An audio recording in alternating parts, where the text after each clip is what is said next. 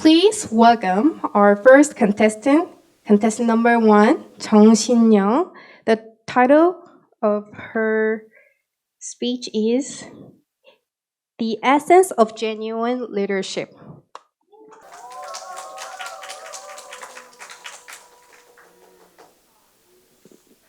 Allow me to introduce you to the remarkable story of General Lee Sun-shin, the visionary leader who guided Korea to victory at Japanese invasion in 1592. General Lee recognized that Korea on its own was too small and vulnerable to take on Japan. In a brilliant move, he saw counsel from people of all ages and backgrounds. On the contrary, the Japanese General Wakizaka, who stood as Korea's adversary, was brimming with self-assurance. He declined support from his government, believing he could single-handedly secure victory. I confess that, in the past, I resembled Wakizaka more than I'd care to admit. As the leader of a dance team, I carried the misconception that leadership meant shouldering every responsibility. I seldom saw input from my friends and often operated under the assumption that my ideas were superior. Regrettably, I really truly listened to my friends during our dance practices. Then came the day when my friends approached me expressing their desire to depart from the dance team. I was taken aback and inquired as to why. Their response cut deep. You never listen to us during dance practice. You always do what you want, and it feels like it's all about you. It hurt to hear those words. I thought I was a great leader, but I was wrong. I realized I needed to be more like Lee Sun-shin and work together with my friends. I reached out to each friend who had left the dance team and apologized. To my surprise, they forgave me. Today, I find myself back in the dance team, relishing the joy of dancing and engaging in meaningful conversation with my friends. Our collective efforts have earned us hours and opportunities to perform at various events. Witnessing the tangible improvement that stems from truly listening to others has been a powerful revelation. So I invite you to ponder this. What could you achieve by lowering your own defenses and opening your ears to those around you? Let's make sure we remember the incredible lesson from General Lee Sun-shin and his amazing win, showing us how teamwork and working together can bring us true victory. Thank you. Thank you very much. Next up is contestant number 2, Hong Young-in, with the title How to Be a Princess. Do you believe in princesses? I am the most beautiful and lovely princess in the world. Do you want to be a princess? Then let me tell you how to be one. I also used to not even think I was that worthy and I beat myself up. But I believe I have to teach you how to be a princess in order to increase your self-esteem. I used to think of myself as a supporting character in my life, and I hated myself for not being the main character. I would compare myself to my friends and think, why am I so ugly when she's so pretty? Or they can do everything and I can't. That kind of thinking made me timid. One day, my sister spoke to me, you're the princess of our house and you are important to me and my family. That was the first time I knew I was important. Instead of comparing myself to others and making it harder on myself, I started telling myself, I'm beautiful. Loving and caring for myself really made me feel beautiful, and it gave me the confidence to try harder at everything. Is your self-esteem up now? I hope that after hearing this story, people in the world will have this kind of thinking and live the life of a happy, beautiful, self-esteem princess. Thank you. Next up is contestant number 3, Kim Hyun-jae, with the title Unlocking the Power of Critical Thinking.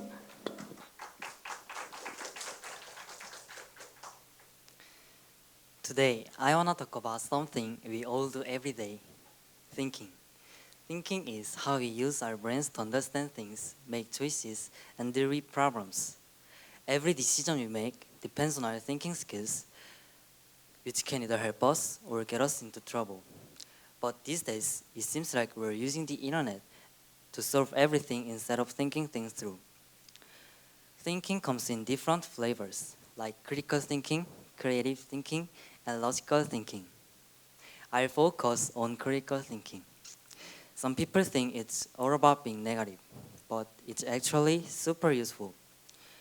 It's like a tool that helps us question stuff, challenge ideas, and look at problems from different angles. Now, let's dive into what researchers have found. Researchers conducted a study with 266 students at P University in the big city to see how critical thinking, metacognition, and problem solving are connected, especially in college. What they found was pretty cool. Believing in yourself and trusting your own abilities turned out to be the most important thing for solving problems. It's even more important than just being good at critical thinking or thinking about thinking. Research shows that how you naturally think plays a big role in how you deal with problems. When you use critical thinking well, it's like having a superpower to tackle all sorts of challenges in school, work, and everyday life. Sure, we have the internet and smartphones to help us, but if we always rely on them, our thinking skills might get a bit rusty. But don't worry, there are ways to get better at critical thinking. First, learn self-control, which means taking charge of your thoughts and looking beyond your own biases to make smarter decisions. Second, practice paying attention to details, so you can notice things that others might miss. And lastly, don't forget to read. Reading is like a treasure trove of knowledge for your brain. So, my hope for all of us is to trust our own ideas and abilities instead of just following the crowd. Thanks for listening. Okay, thank you very much. Next up is contestant number 4, Eun Sung Lee, with the title Reasons to Love Our Planet.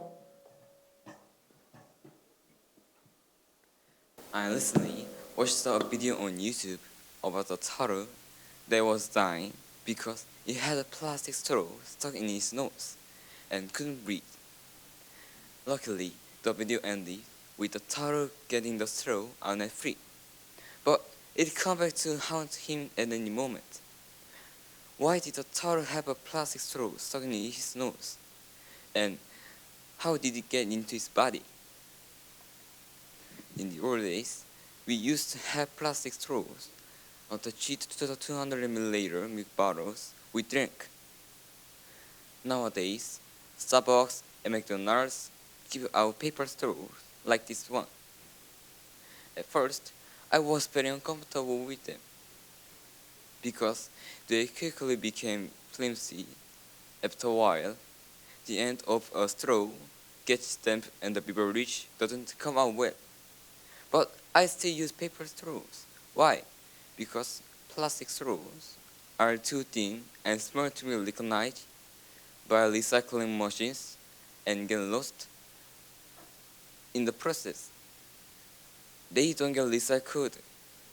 Plastic that isn't properly disposed of in trash cans or landfills ends up in rivers and sewage pipes, and then in the ocean. That's what led them to the turtle's nose. Those straws I threw away were endangering the turtle and many other animals. Paper straws aren't as comfortable as plastic straws, but what I find a little inconvenient is good for the planet and the environment. And you'll be glad that it is something for the planet. Thank you.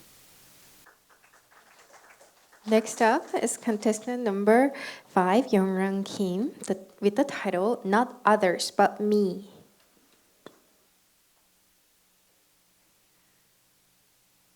There once was a girl who had been living her life in the shadows of other people's expectations. Every time she stepped outside, she'd replace her glasses with contact lenses, wear expensive clothes and shoes. But as she returned home from these outings, she couldn't shake off the emptiness and sadness that consumed her. Why did she do all this, you may wonder? She did it because she believed that if she didn't, others wouldn't accept her and she'd be left behind. It was as if she had to keep up appearances to belong. But one day, something changed. She was watching a TV program and a psychotherapist said something that struck a chord with her. If you don't love yourself, you can't move forward. If you don't love yourself, you'll remain angry, lonely, and sad. If you put other people first, you'll be unhappy until the end of your life because you'll be always put their feelings ahead of your own. Those words resonated deeply within her. She realized that she had been carrying a heavy burden, living an unhappy and constrained life just to meet the expectations of others. From that day on, she began the difficult but incredibly liberating journey of accepting herself, step by step. And to her surprise, her life started to change. She began to look in the mirror and feel comfortable with her reflection. She started dressing in a way that made feel her good, not bound by the judgments of others. That person is me. I stand before you today as someone who has learned a valuable lesson. You have to love yourself to be truly happy. It's impossible to live a happy life, if you don't love and accept yourself for who you are. After all, you're the one who will be with yourself until the end of your days. So, I want to encourage each and every one of you to live boldly, without constantly worrying about what others might think. No matter who you are, no matter how you look, I hope you can embrace, love, and live as your authentic self. Thank you. Next up is contestant number 6, Yeeun Park, with the title Seeing Beyond the Mirror.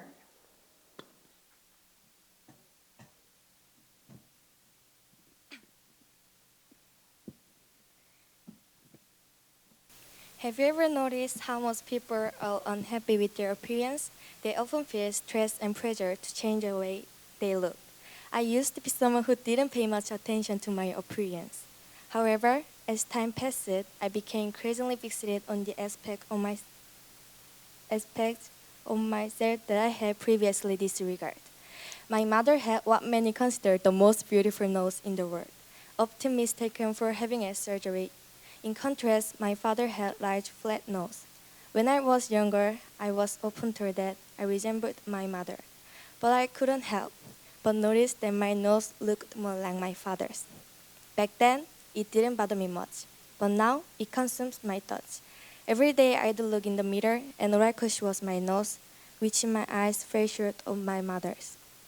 I grew to despise it. I began to hide my nose behind the mask. Then, one day, a friend told me, "Stop putting yourself down and living in your own head. I don't think your face is something to stress over."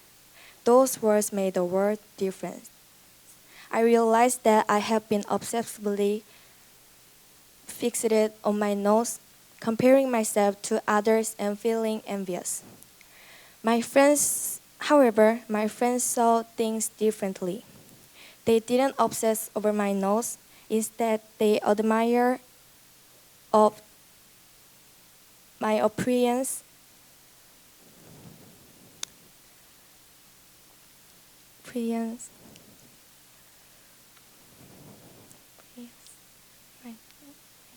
What I thought was a big nose, they saw as a high one. What I considered dim skin, they saw as bright. My small eyes, they unique and pretty. So many of us get so caught up in our own insecurities that we forget to appreciate what truly matters and miss the warmth and comfort that others offer. Are you so engrossed in your own flaws you fail to see the beauty in the hearts of those around you. No matter how inadequate you may feel, there will always be someone by your side to warm your heart. Starting today, let's shift our focus beyond our mirror, and we may discover the warm embrace of those who see us with love. Thank you. Thank you very much. Next up is contestant number 7, Jingi Lee, with the title The Most Basic Yet Most Necessary Skills. The fourth industrial revolution is the next industrial revolution. With artificial intelligence, now technology in an era where AI can do anything, what is the ability we need? And here I said, it is cooperation. In the fourth industrial revolution, technology is so complex that even a single task required the collaboration of technologists from multiple disciplines. Collaboration is an essential skill, but what other skill do you need to collaborate? You need to empathize and communication. Even a team can't be called a team if they don't understand each other and only talk about themselves. Empathy and communication is an important skill in the era of the first industrial revolution when we work as a team. During the Battle of Hansando, General faced Japanese General Wakizaka and led the war to a great victory. The difference was in mindset. Wakizaka refused to accept support from his home country because he thought he could win by himself. General, on the other hand,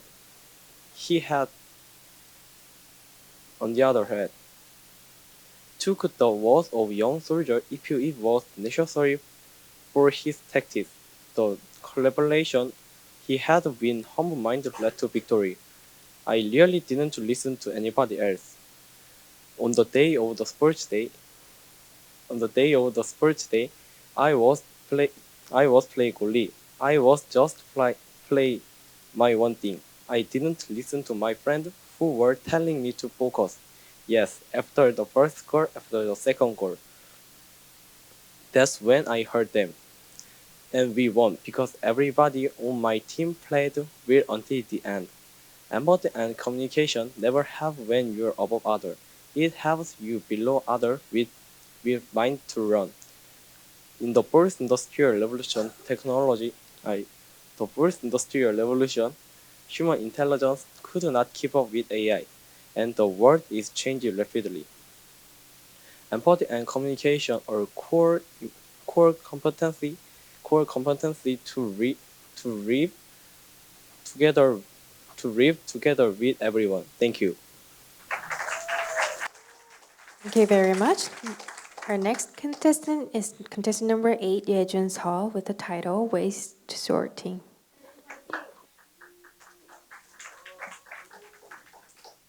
I can fight this fight purely because of the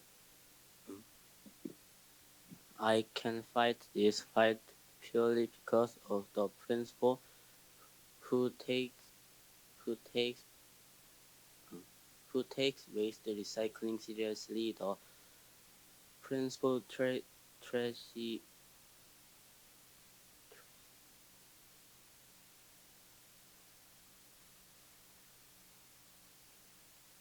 philosophy is recycling is education from the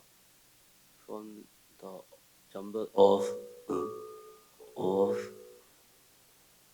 plastic water bottles, cans, paper, etc. in the garbage bags. The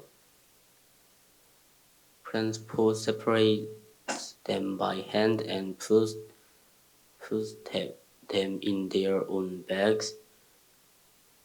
In fact, separating trash reduces the garbage in the garbage bags by 1/3. I'd like to with my friends friend the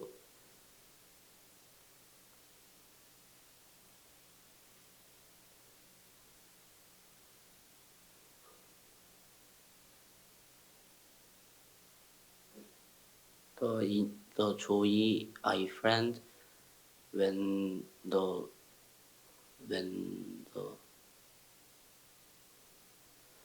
when the heaviness in my bag is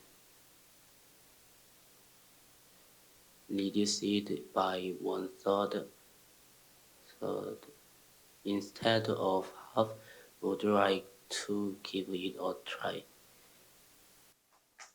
Thank you very much.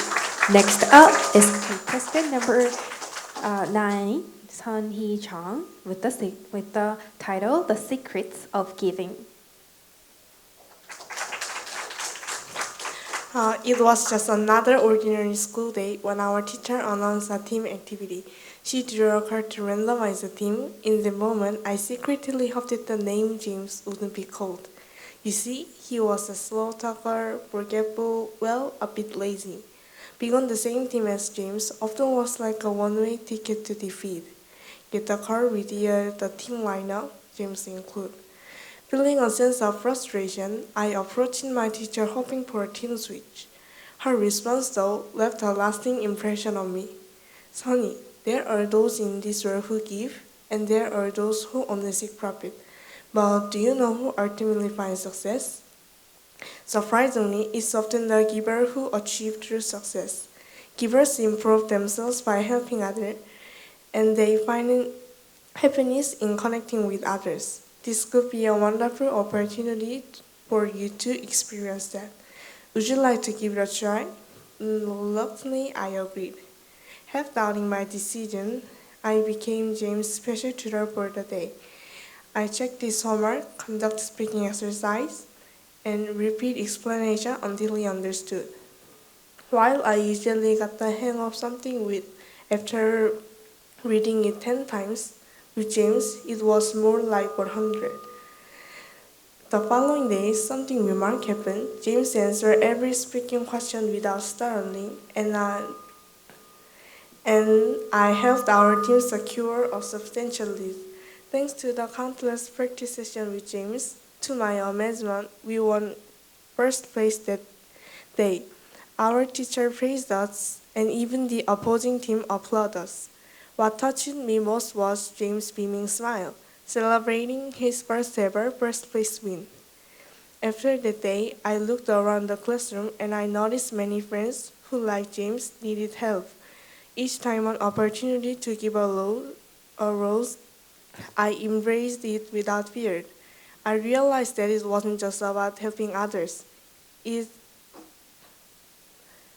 was also a chance for personal growth and meaningful connections.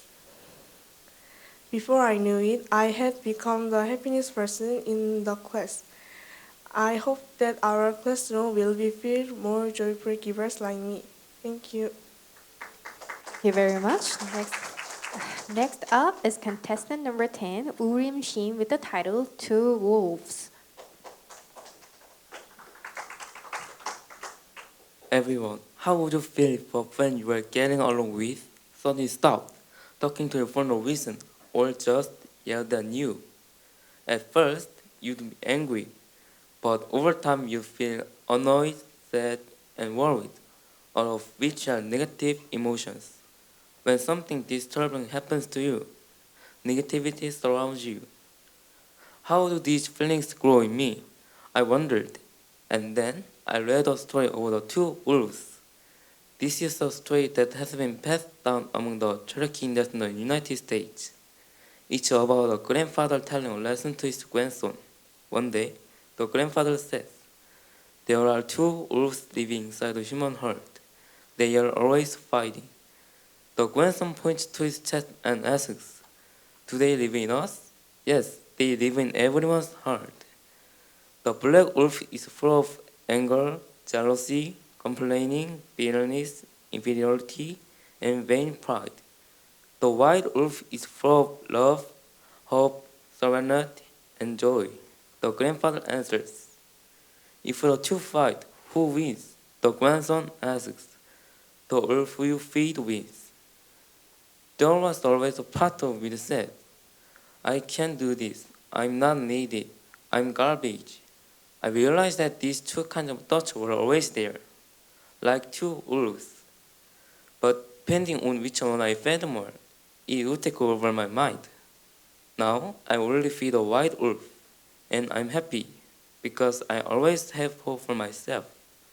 Everyone, when the going gets tough, which wolf will you feed? Thank you.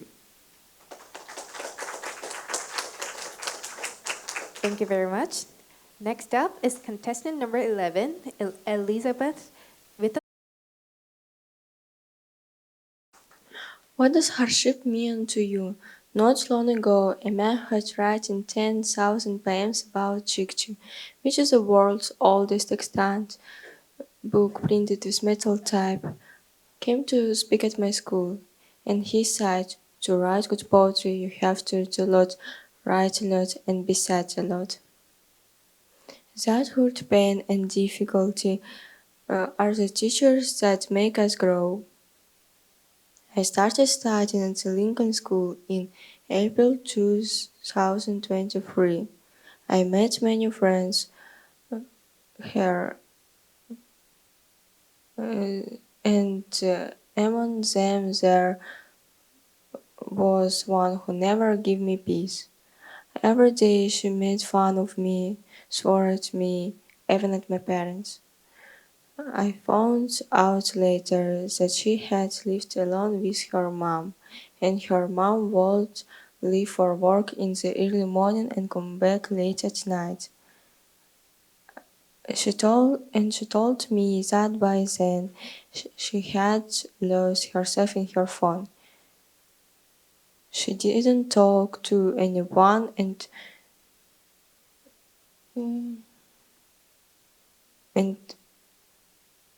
was in her own world all day long. She's not here right now. Her grandfather got sick 5 days ago, and they back to Uzbekistan with her family. I already miss her. Bye, Anna. Thank you. Next up is contestant number 12, Kon Uk-son, with the title Like Zlatan's Mind.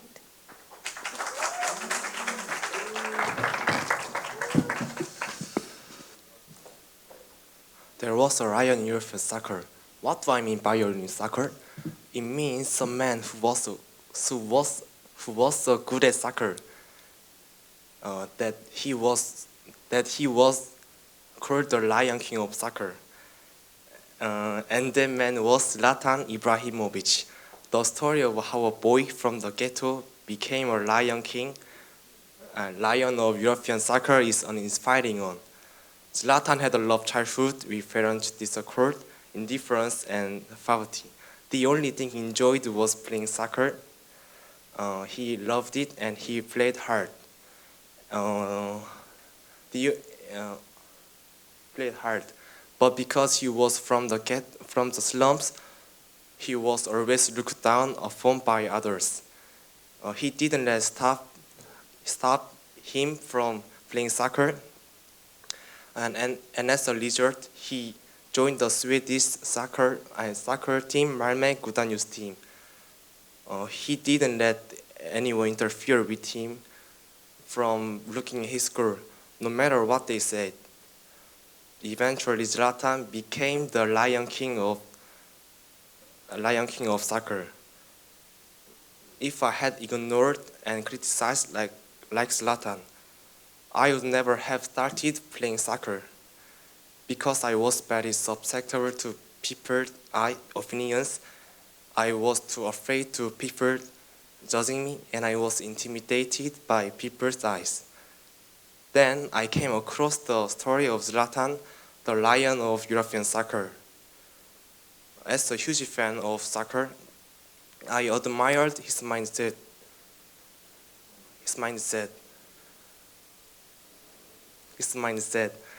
He said, "Don't get too upset unless it's from someone who truly cares about you." This really resonated with me because I was taking everything that was said to me to heart. I started to filter it out. There are so many opinions out there about the same situation, but I don't think I need to pay attention to all of them. Now, I won't be swayed by one word that others can easily throw at me.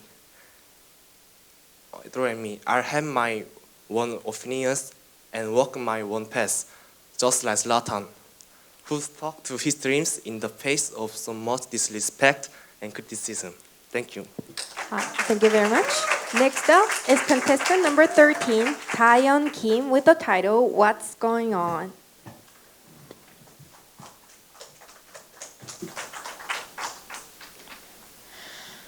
You guys, do you think you can read other people's minds? I used to think I can read other people's minds.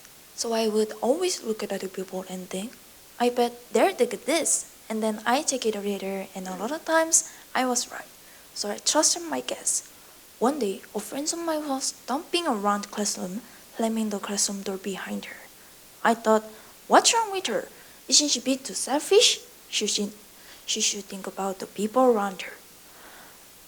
I thought she was acting like that because she was having a hard time studying and I was convinced. I told one of my friends about it, but she said, did you ask her why she was acting like that? When I asked her, she said she was upset because she found out that her sister was hurt badly that day. And she added that I tend to get the wrong end of the stick to not understand things correctly. I was uncomfortable what she said to me. I was just worried about the friend, but I felt like I was attacked for it. From then, I stopped talking to her. I keep avoiding her. Feeling uncomfortable, I called my mother. After listening to me, my mom said, Dayan, what you need right now is heart-to-heart conversation, not your own ideas.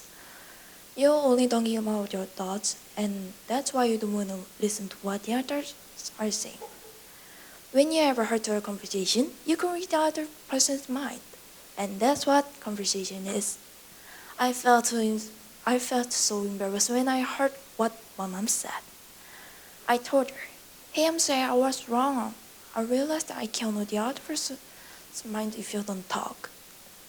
Wires have to be connected for a story to work. But I've been disconnecting the ways in my mind, guessing at what I've seen and living with it. That's how she and I came to talk and understand each other. Have you ever talked to the people around you about your mind? If you find yourself thinking, what if that person thinks I'm weird? What if they don't like me? Why not let go of your thoughts and say, what's wrong? The way to connect your heart is through conversation. I want our heart to connect through conversation, and I want you to be happy. Thank you. Next up is contestant number 14, Donggon Ryu, with the title Dear Grandma and Grandpa.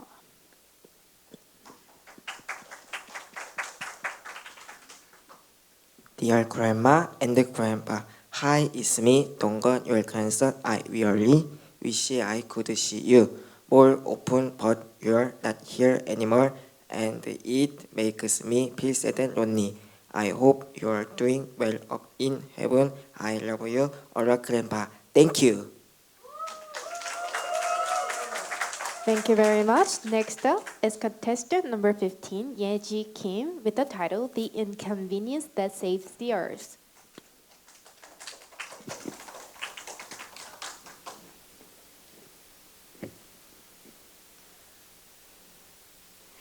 Have you ever heard of the term carbon footprint?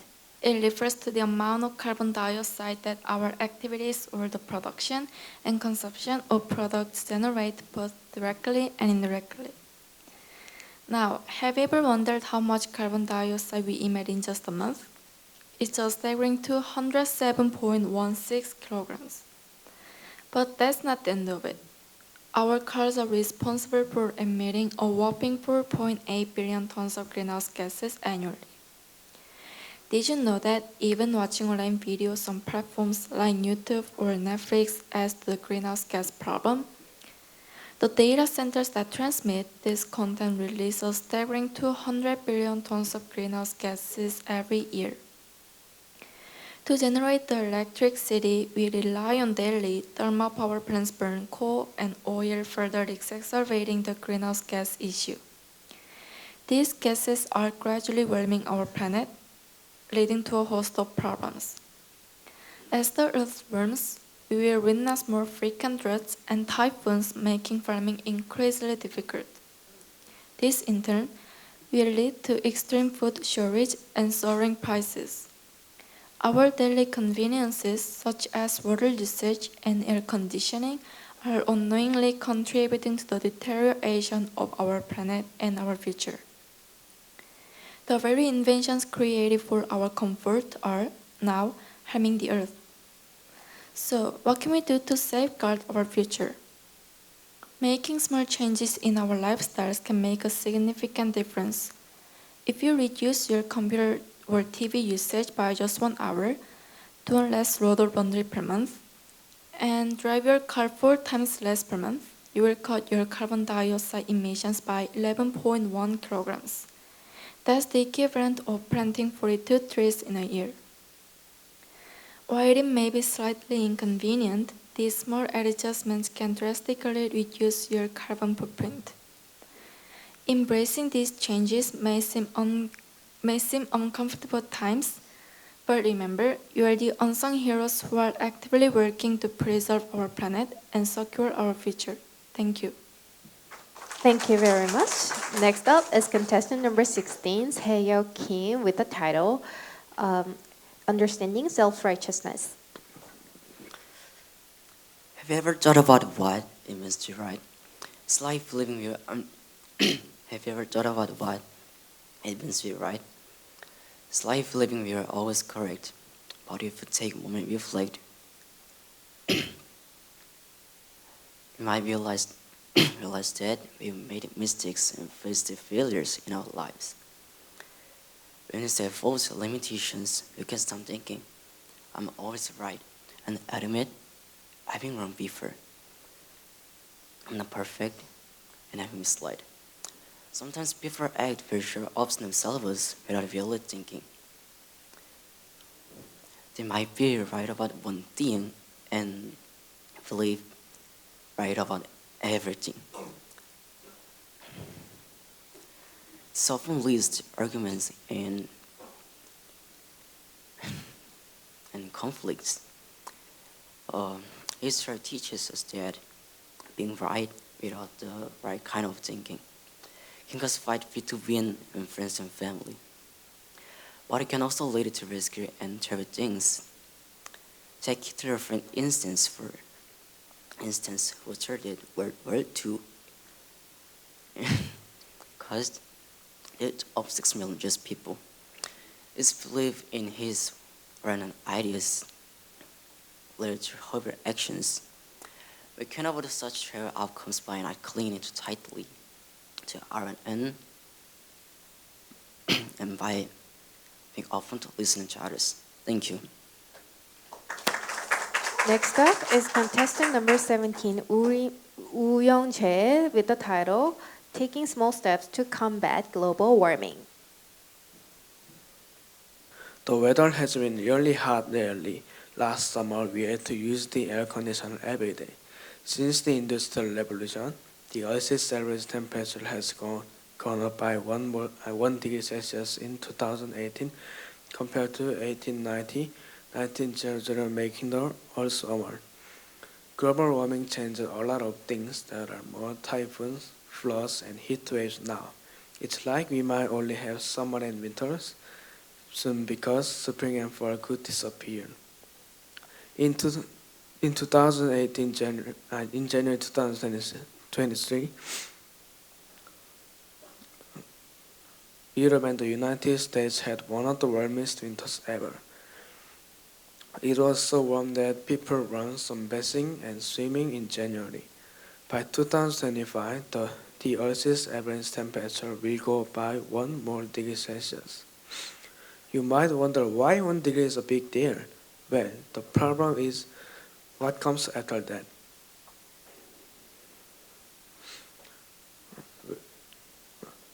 When it's 1 degree warmer, ice melts faster, which is bad for polar bears and penguins. It also makes sea levels rise so high that places like Tuvalu might go underwater.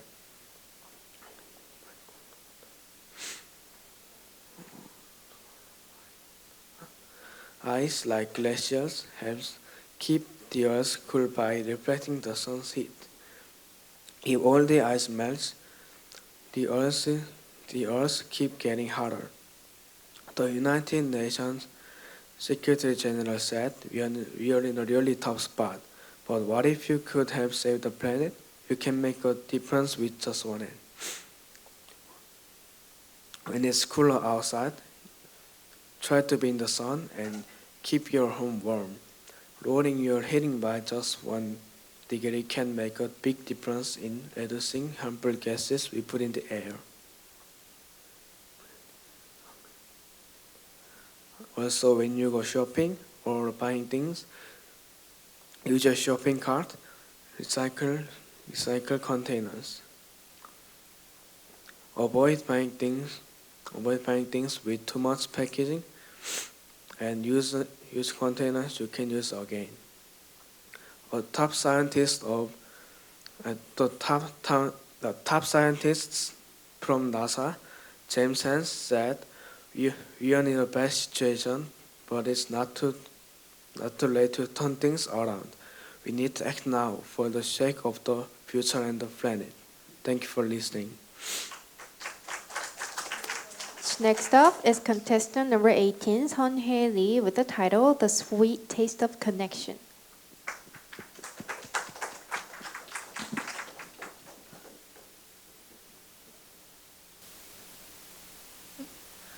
How do you feel about onions? Personally, I used to despise them.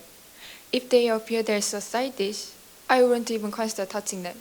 When they sneak into fried rice, I spend my time meticulously picking them out one by one. One fateful day, pork belly was on the menu, and my friends were grilling onion alongside it. They urged me to give it a try, saying, "Sonny, it's delicious. Just taste it."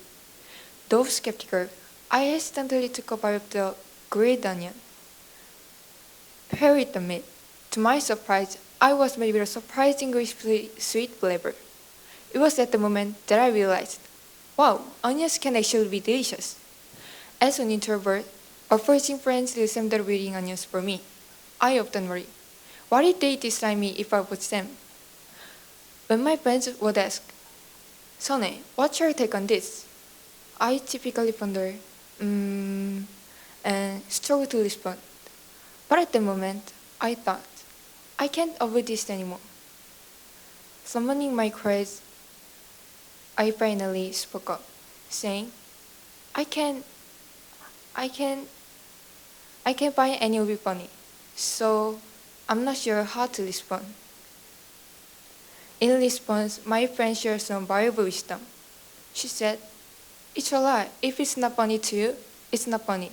If it doesn't resonate with you, it doesn't. Just speak your mind. That's how you connect." This conversation taught me two essential lessons. First, I realized that in order to truly connect with others, I had to express my genuine thoughts. Second, I got a taste of my friends' hearts, those who embraced me for who I was, flaws and all.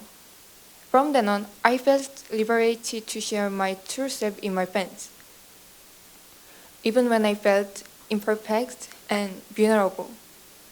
Just as I didn't initially appreciate onions, but grew to love their unique sweetness. I was initially apprehensive about interaction, but discovered the heartwarming connections it could offer. I encourage you to open your heart and engage with the people around you. In doing so, you savor the sweet taste of genuine connections. Thank you. Very much. Next up is contestant number 19, Ji-yoon Park, with the title How One Conversation Can Make a Difference.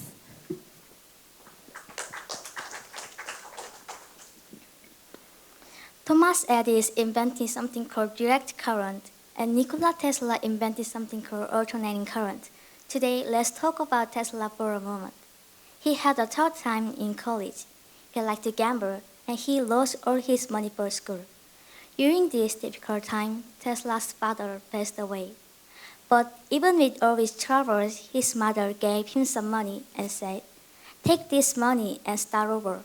Even though things are hard now, something good will come out of it and you will make it through." Tesla felt his mother's love and support, and this motivated him to overcome his problems and discover the power of conversation. I have a similar experience when I argued with my friends because I didn't understand their feelings. Our teacher asked us to work together on a presentation. While preparing it, I have a problem with one of my friends. He wasn't listening to my ideas and only talked about his own thoughts. I got really mad and said, "Why aren't you listening to me and only thinking about yourself?" We started arguing. Our teacher saw what was happening and talked to us. She said, "Just like electricity flows through wires and water flows through pipes, you can only understand each other's feelings when your hearts connect." I wanted to listen to each other and try to understand each other. After our teacher left, my friends and I had a heart-to-heart conversations and we connected. Just as small streams join together to become rivers and rivers into the vast ocean, our feelings connect from one heart to another. When you understand someone's thoughts, even when you disagree, and when you trust each other, your minds become aligned. Similar how Tesla discovered his mother's love, you can open up to each other and talk about your feelings. It doesn't matter what you talk about. The important thing is to understand each other's hearts, which you might not have known before. But if you build around your hearts, your feelings won't flow. So why not stop building those words and have heart-to-heart conversations? The emotions inside you will flow, creating a vast and beautiful emotional connection, like a wide ocean. Thank you. Thank you very much. Next up is contestant number 20, Yeonji Choi, with the title Our Land is Dying from Soil Pollution. Will you save it? What is the most used thing in our life? It is the soil that we are always stepping on. However, it is said that the soil is becoming more and more polluted because people aren't able to properly dispose of household garbage, livestock manure, and radioactive waste from nuclear power plants in their lives and roughly bury them. So, how can we preserve the soil?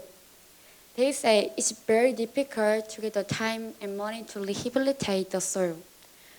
A 2017 report found that 1/3 of the Earth's land is severely degraded and the fertile soil is being lost at a rate of 24 billion tons per year. What can you do about this soil degradation?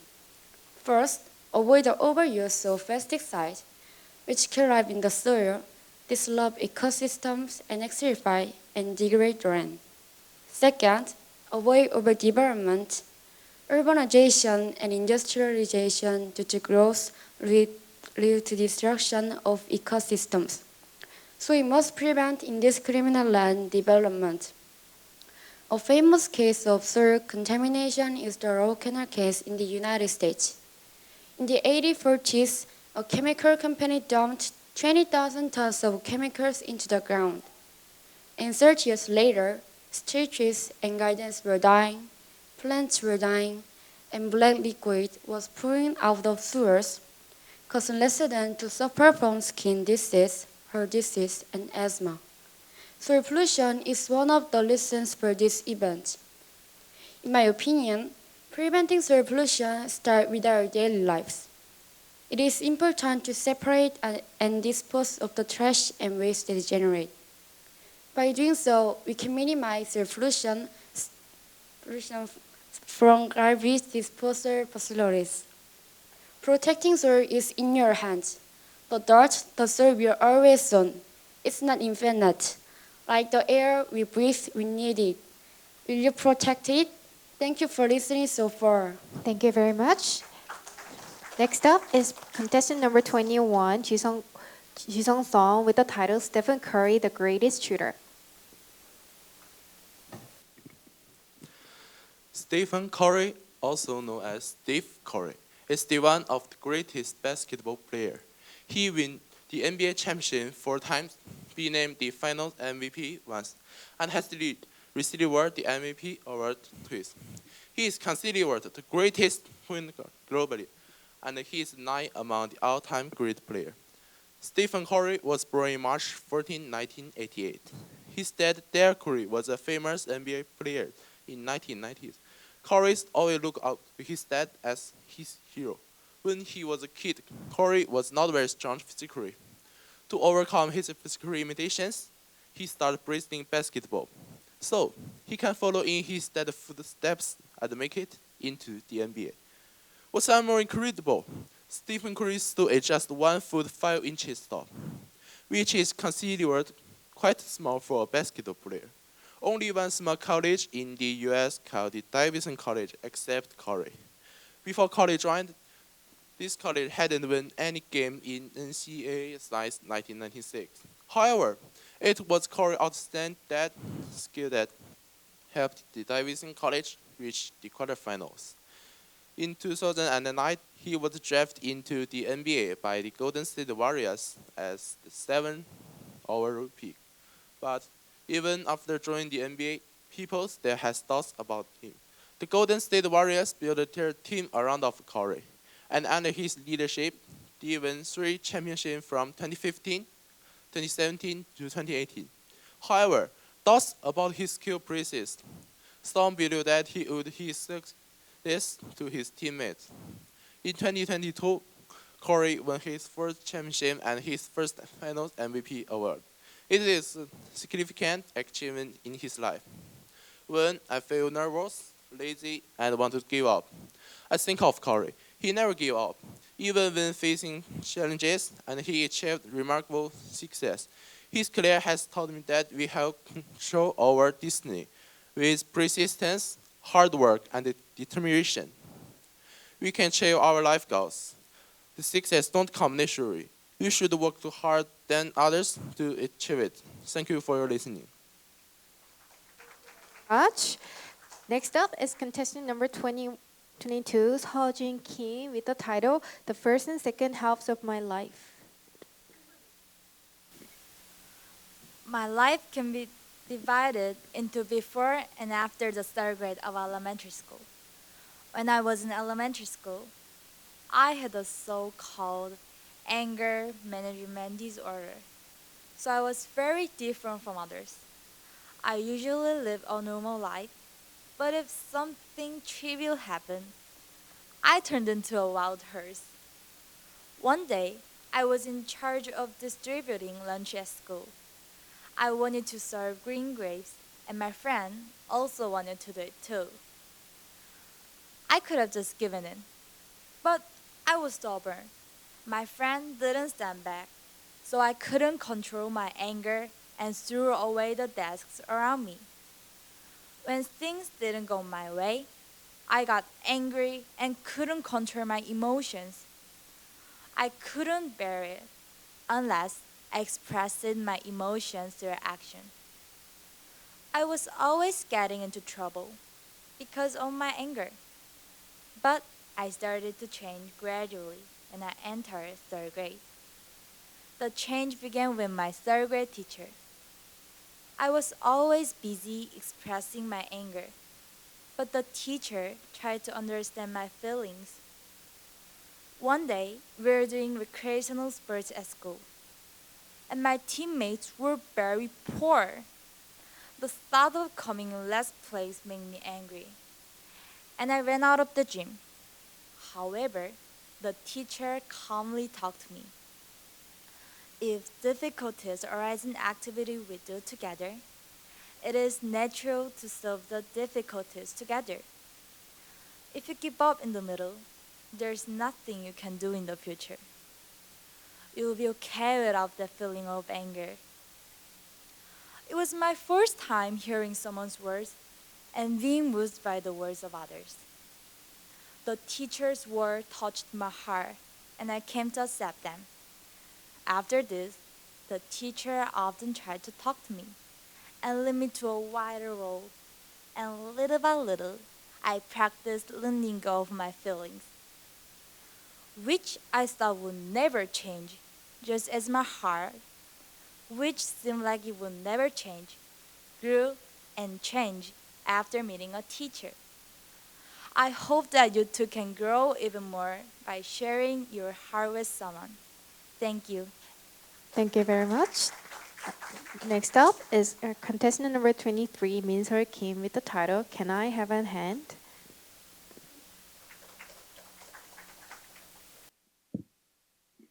Today, I'm here to share a story about a man named Otto from Swedish book.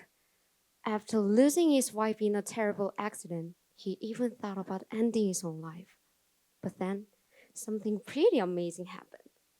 Right next door, a family moved in, and the mom's name was Marisol.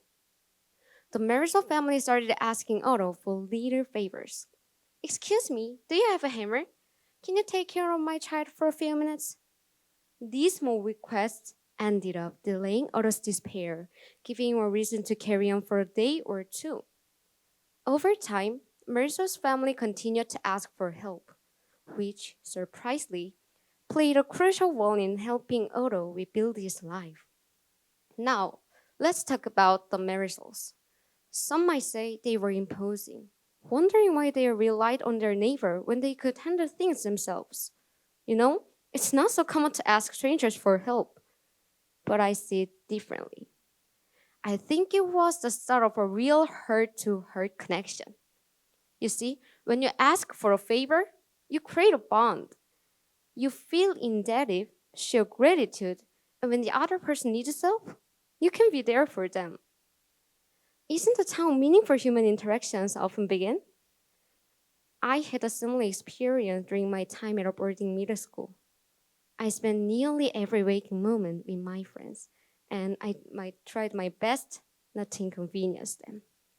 One day, I fell ill with a fever, but I couldn't rest while my friends were busy cleaning. I thought I'd be a bother. However, one friend noticed my struggle and asked, "Why are you cleaning so hard with a fever?" I told her, "I didn't want to trouble you all." But she said something really cool. "If you're sick, just tell us and we can help. It's okay to ask for help. I want to help you." Then she got me some ice and a thermometer.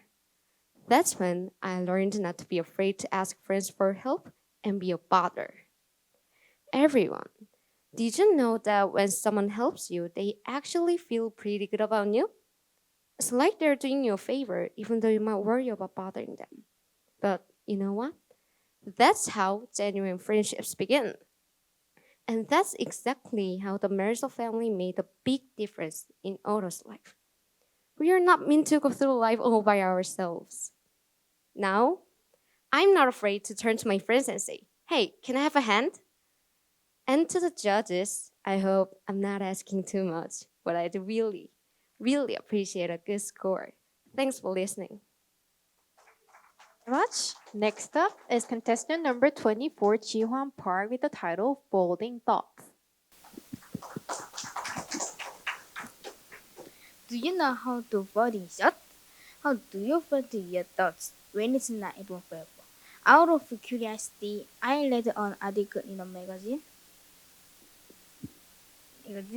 titled Folding Thoughts. Reading this reminded me of a song I used to sing as a kid.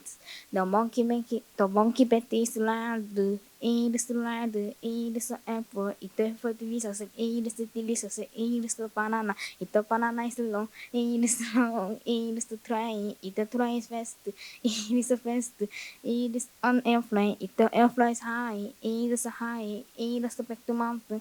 I think I saw it along without thinking, because it was fun. Because we don't stop fighting thoughts. When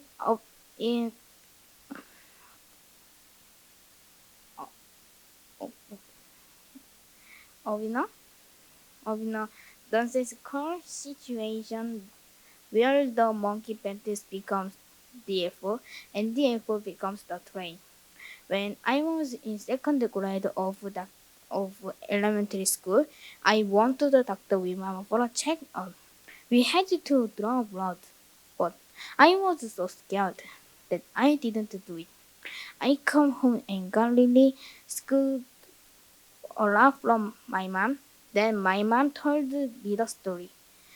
If we don't organize ourselves briefly, we can jump to the wrong conclusion, say the wrong thing to the wrong thing, and suffer the wrong consequence. To prevent this from happening, you need to train yourself to draw a line in the sand. When it comes to your thoughts, how do you draw the line? When a thought comes to you, think about whether following I will be beneficial, harmful, and then observe the beneficial thoughts and reject the harmful ones. You didn't gain your blood drawn today. How do you draw? So we don't know exactly how you are. And you have to go back to the doctor the next day. Next time you're faced with something overwhelming, think about what your mom told you. If I had known that, I wouldn't have gotten in trouble. But it made me think a lot. If you're faced with something overwhelming you, try finding your thoughts, and it will turn into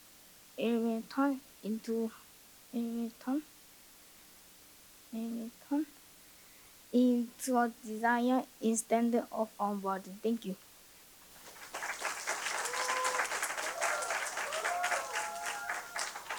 So thank you very much. We will finish the first session of the contest here, and we will now have 10-minute recess.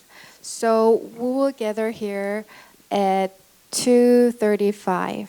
Okay, so students have short recess and come back by 2:35.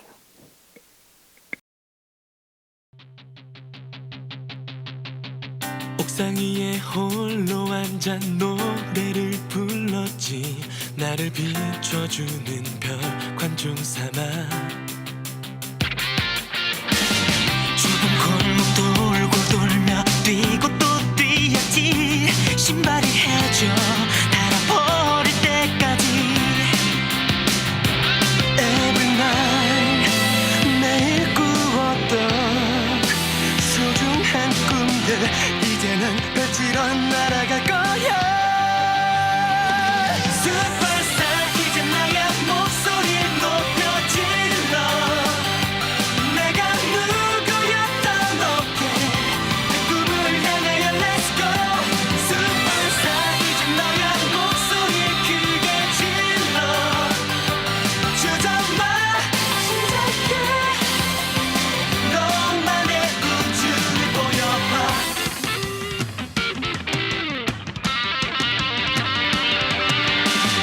잘될 거야 잘할 거야 수없이 외쳤지. 때론 힘이 들고 좀 두렵지만 외로워도 슬퍼져도 않는다 했었지. 따뜻한 너의 위로 내 마음을 여. Every night 매일 꾸었던 소중한 꿈들 이제는 펼치러 날아갈 거야. 슈퍼스타 이제 나의 목소리를 높여 질러. 내가 누구였던 어깨 내 꿈을 향하여 Let's go. 슈퍼스타 이제 너의 목소리를 크게 질러. 주저마 시작해. 너만의 우주를 보여봐.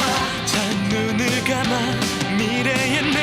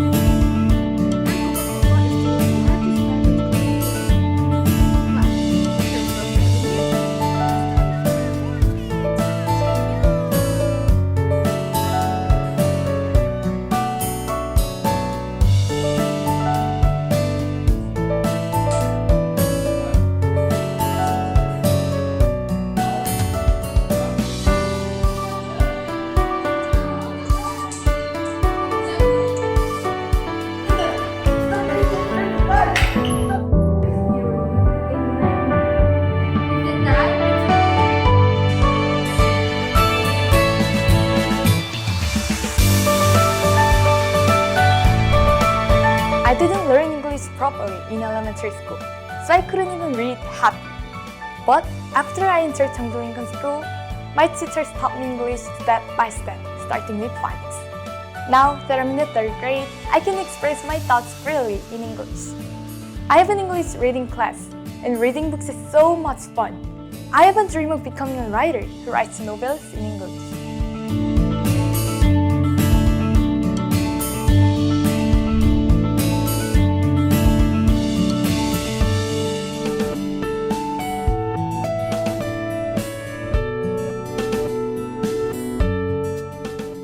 At 청주링컨 school, I have to wake up early in the morning to eat, clean up, and attend the class. At first, it was tough, and I disliked this strict schedule. But after a while, I started to enjoy the routine and learning how to keep my surroundings clean, because it helps me think clearly.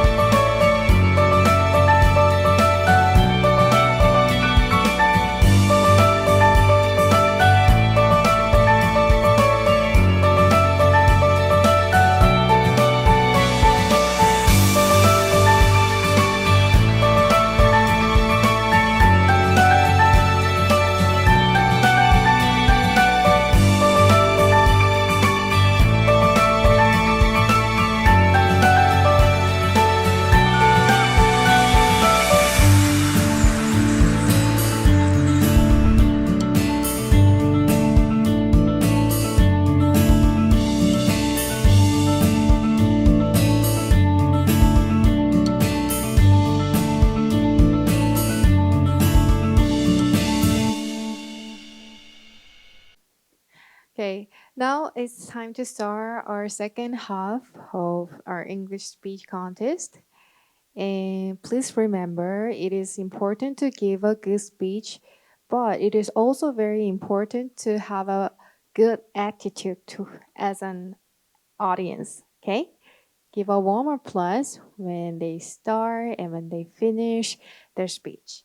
All right, now let me invite our contestant number 25, 정태노. His title of the speech is The Importance of Communication.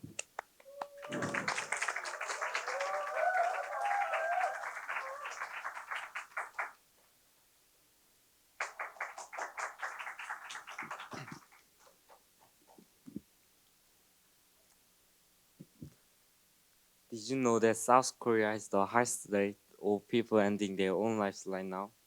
We are ranked number 1 among a group of countries called the OECD, and our rate is 24.6%. But why are so many people doing this? These days, a lot of people spend a long time on their smartphones. They often stay in their rooms and keep to themselves. They don't talk about their feelings, and this can lead to isolation and depression. I think if these people talk to their family and friends about their problems, maybe they wouldn't feel so sad and desperate. Let me tell you a personal story. I had a fight with one of my friends at school. At first, I was just playing a joke on him, like I usually do, but suddenly he got really angry at me. I thought, why is he so mad at me all of a sudden? Is he upset because of the joke? I also wondered, why is he so mad at me when he usually jokes with me? I don't get mad. Then I got mad at him without realizing it. And we ended up having a big fight. After the fight, I thought about it and realized that I had said something to make myself feel good, but it had hurt my friend's feelings.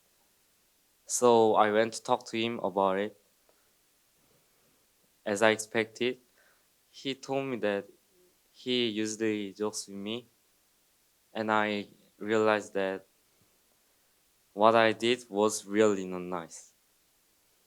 I told him that I would change how I acted and said I was sorry. When I did that, I saw him become happier. Since then, he's become a really close friend, and I feel comfortable talking to him whenever I have a problem. I want to say to all of you that if you're like me, and sometimes argue with your friends, and make your friendship even better.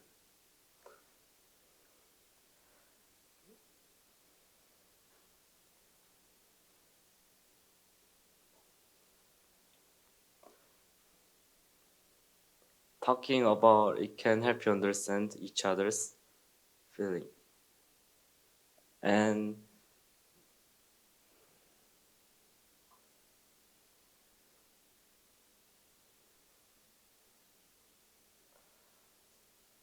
make your friendship even better. We all have small problems,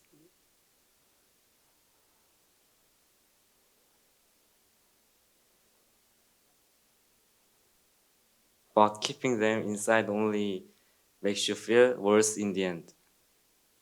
So don't be afraid to speak up, share your heart, and your future will be a better one. Thank you. Thank you very much. Next up is contestant number 26, Eunjin Choi, with the title You Talk, I Listen.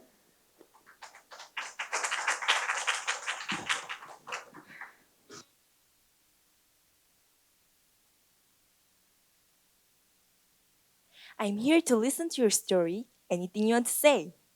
Let's suppose you're walking down the street just like any other day, and someone out of nowhere invited you to come and tell your own thing. Would you take this suggestion? One day, my friend and I were working on a script for an event at school, and our opinions were so strong that we ended up getting into a fight. I was so from my own emotions that I couldn't think straight, and I realized that I didn't want to have another fight like this. So I didn't talk to her and avoided her. A few days later, she came to me and started laying her heart on me. Her story led me to tell mine, and I was able to make peace with her that day. In 2012, the United States suffered a series of tragedies caused by hate and discrimination. A therapist started a project named You Talk, We Listen. It's literally just bring up a chair on the street, sitting down, and listening to stories. There's one rule. It was the listener should never give their own stories or advice. This project yielded a great fruit. At first, people felt just like a fish out of water. But as time went on, people began to open up and share what was on their minds. I used to feel lonely and isolated, said one participant. But now I find myself more connected to others. Our survival depends on our ability to connect with each other, said Trish Lovell, organizer of the You Talk, We Listen. Now let's say, You talk, I listen. Thank you. Next contestant is contestant number 27, Chanu Han, with the title Earth Changing Miracle, Vegan Cooking.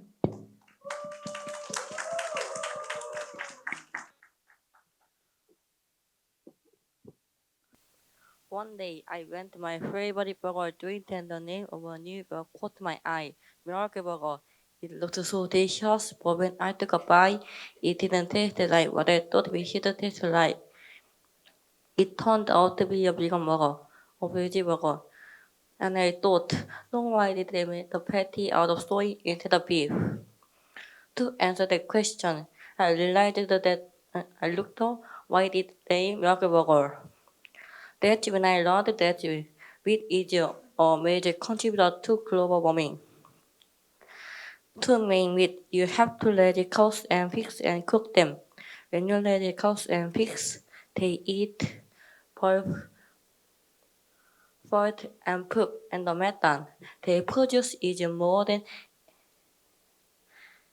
80 times as greenhouse generating as carbon dioxide. It's like 4 cows driving a car for a year. And animal agriculture produces nitrous oxide. To environmental experts from the World Bank Group say that when measuring greenhouse gases on a global basis, 51% of human-caused climate change is attributable to livestock. Furthermore, the water used by livestock accounts for 20% global water consumption. In other words,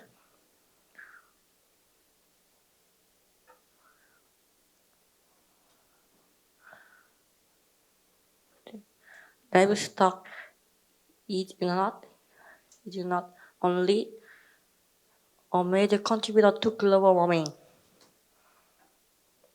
but it also consuming huge resources and destroying the global environment.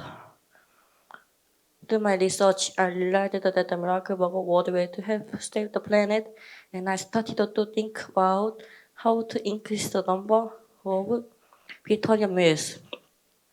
As meat alternatives improve, I hope you will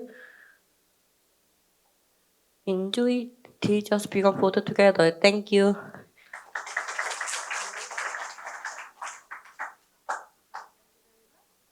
Next up is contestant number 28, Donghwan Kim, with the title When You Accept the DNA of the Heart.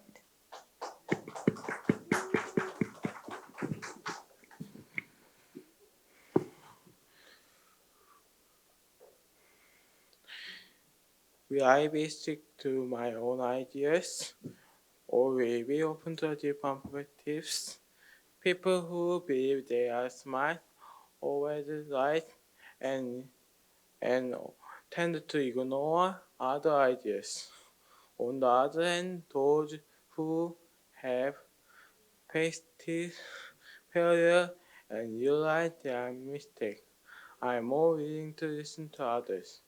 So admitting your own shortcomings is crucial for changing your way of thinking.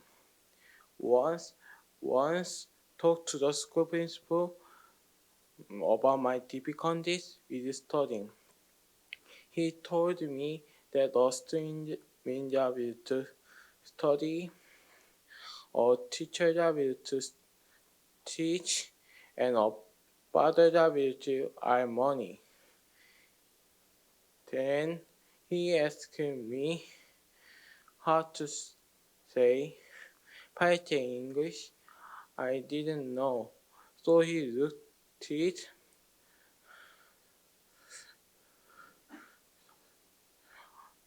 up on his phone, and it was price letter. He also asked how to say ramen in English. And I know it was three. After that conversation, I realized I could learn from the principal and start to the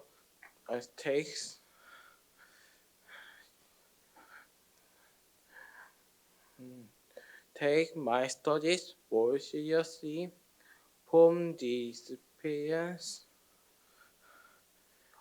I learned that when I let go of ideas that I always write and listen to others, it opens up new perspectives in my life. I hope you also embrace your ideas and fresh a fresh chapter in your life. Thank you. Next up is contestant number 29, Chu Hee-jeon, with the title A Funeral for Old French Fries.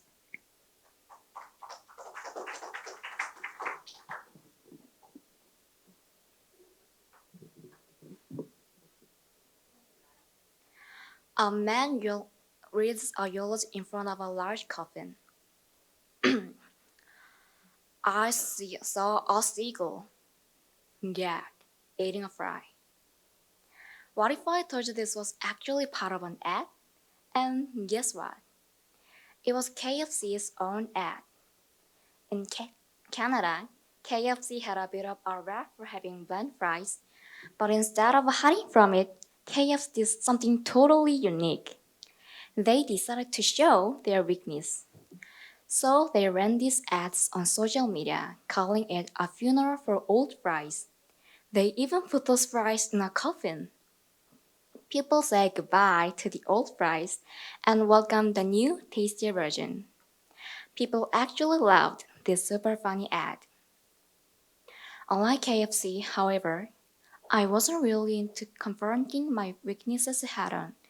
My big challenge was making connections with people, which I thought was impossible to change. Picture this. My friends will share some funny story, and even if I didn't really get it, I still force a laugh. And when someone would open up to me about their problems, I feel for them, but I had no clue how to comfort them. But I had this friend, totally the opposite of me. She was all about embracing her flaws and trying to better herself. She wasn't afraid to say she had things to learn, and she was always looking for ways to grow. What really blew my mind was how she had hoped that she could change. Looking at her, I decided to have my very own funeral for my old self, just like KFC did for their mad fries. It was my way of saying bye to the old me and getting ready to say hello to someone new. I started talking about my flaws, like how I struggled with understanding or feeling what others were going through. I was a little scared my friends would judge me or make fun of me, but they surprised me big time. They supported and encouraged me, and it really helped me change. The best part, I used to think change was impossible, but now I'm hopeful that with some effort and learning, I can tackle my challenges. I know everyone here today has a weakness or something you're not so good at that you'd rather keep hidden. So, I dare you. Why not hold a funeral for the old you? Let everyone know there's a new and improved you on the way. It's not just about starting fresh. It's about believing you can make it happen. Thank you. Very much. Next up is contestant number 30, Yoo-gun Kim, with the title The Struggle of the Earth.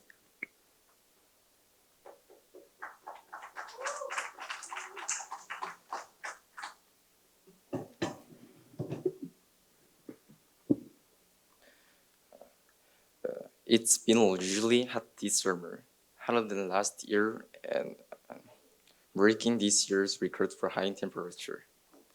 The maximum daytime temperature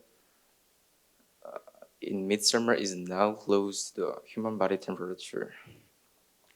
Climatologists say this summer is likely to be the coolest summer on record. Maybe it's time to stop saying global warming and start saying global heating. By the numbers, the average global temperature has risen 1.15 degrees since pre-industrial times. You might think it's just a 1 degree increase, but when our body temperature rises by rises by 1 degree. We feel differently. We get a low-grade fever. We feel heavy and weak.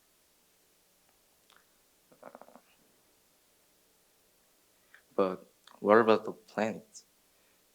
As a result of the 1.15 degrees increase in global temperature, we're seeing on extreme events after another: climate change, heavy rains, floods, hail, heat waves, and cold snaps. Is this just a natural phenomenon? I don't think so. I think the Earth is struggling.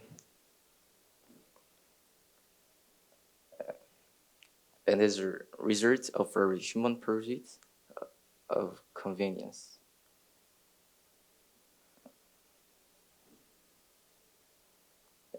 It's getting hurt and sick at those that can't take it anymore.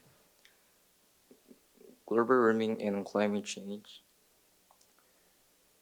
can be slowed, if not stopped.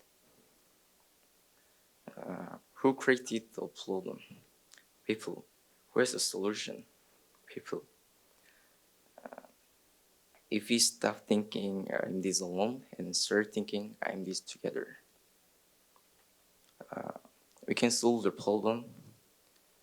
I hold the key to this problem, and we have a last chance. The future is what we make it today. Thank you. Next up is contestant number 31, Hyunwoo Kim, with the title 21st Century Problems.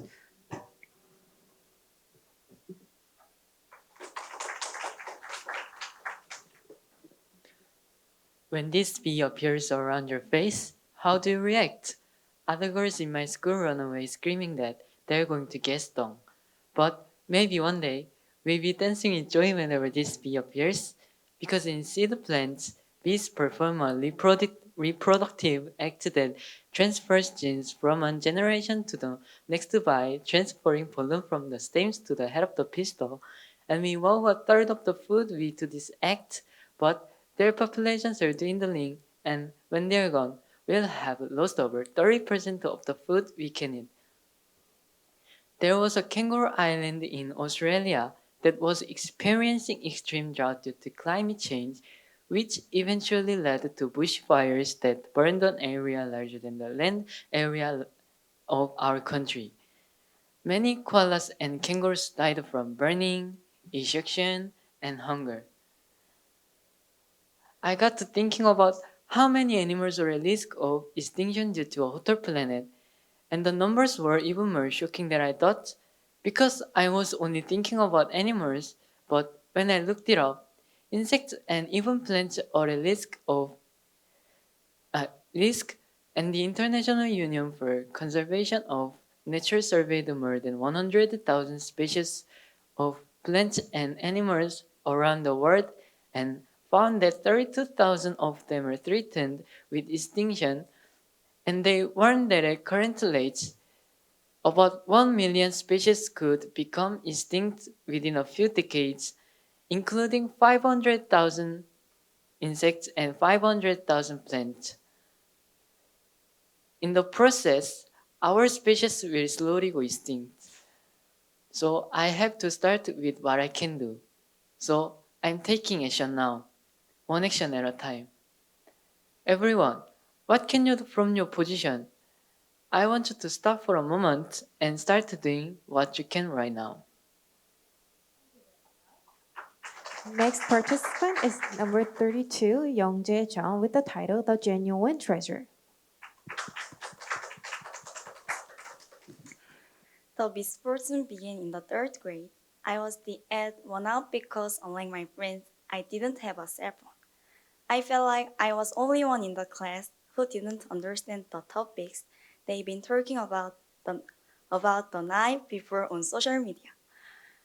I really wanted to join in and be part of the fun. Then on May 5th, 2023, A tropic days came. My parents finally decided it was time for to me have a fun. That night, I stayed up late, engaged in conversation with my friends.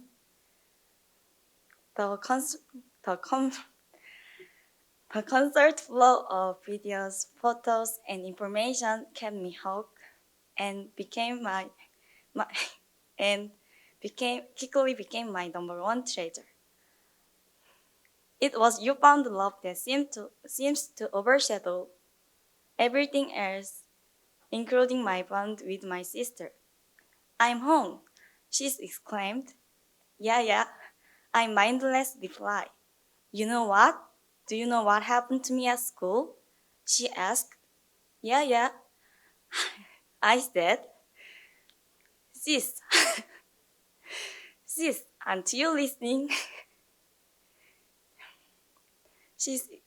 She's complaining. No, I'm listening. What did you say?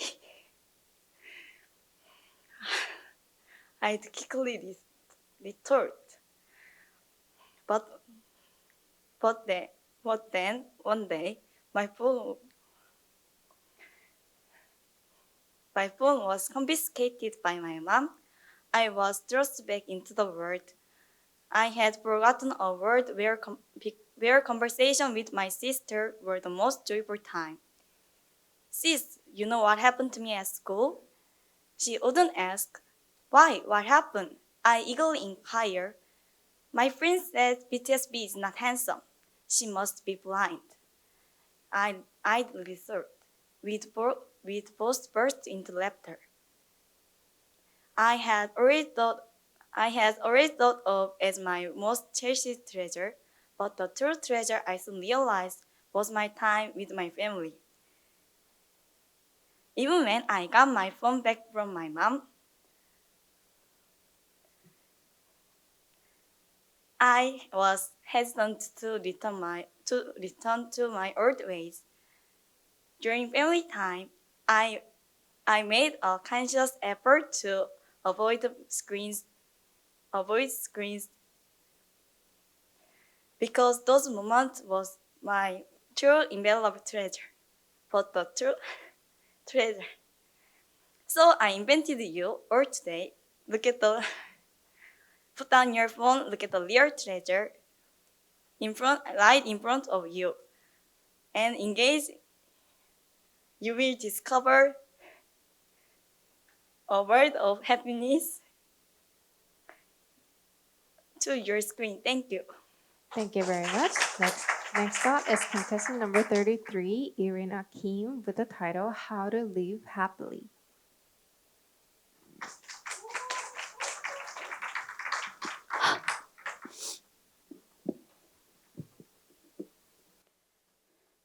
I really liked online games since I was 10 years old. I played games on my cell phone right after I got back from school. On holidays, I played games all day. So I didn't eat well, stayed up late, and didn't listen to my parents. As this life repeated, I became a game addict. My parents were both working, so when they went to work, I was just holding my cell phone. Knowing this, my parents sent me to a boarding school. Cell phones and computers were not allowed there. How can I live here without my phone? It would be so hard for me to live there. And this school would make my life much harder because I had no friends. I cried every night and I was under a lot of stress. I begged my parents to take me out of the school, and they said to me, Irina, you love games, don't you? So spend most of your day playing games. It doesn't help you think deeply, nor react quickly with your senses. If you play games that long, your thinking skills will deteriorate significantly. A car is like an engine, but it must also have brakes. You need to train your mind from a young age by doing things you don't want to do and not doing things you want to do. If you learn to think and control yourself from a young age, you can be a happier person in whatever you do later in life. I thought about myself after listening to my parents. I didn't want to play the game either, but I couldn't stop. I'll stop the game after this round. No, it will be fine with another round. It will be fine, just one more round. I was confident that I could stop myself, but I still couldn't get out of the game. But what's interesting is that at some point, I felt so comfortable and free without a cell phone. It was as if all the chains that pulled me deep had disappeared. And I have more friends, and I love the school. Just like my parents told me, if you want to live a happy life, doing the things you want to do to the fullest, you need to develop self-control. From now on, learn to control your urges by doing things you don't want to do and not doing the things you want to do. And you'll be one step closer to happiness. Thank you. Next up is contestant number 34, Seoyoung Jeong, with the title You're Special.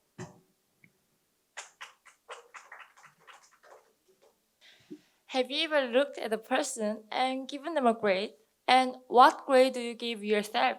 In the picture book You're Special by Max Lucado, there are people made of wood. One of them, Punchinello, was always teased because he was uglier than the other wooden people.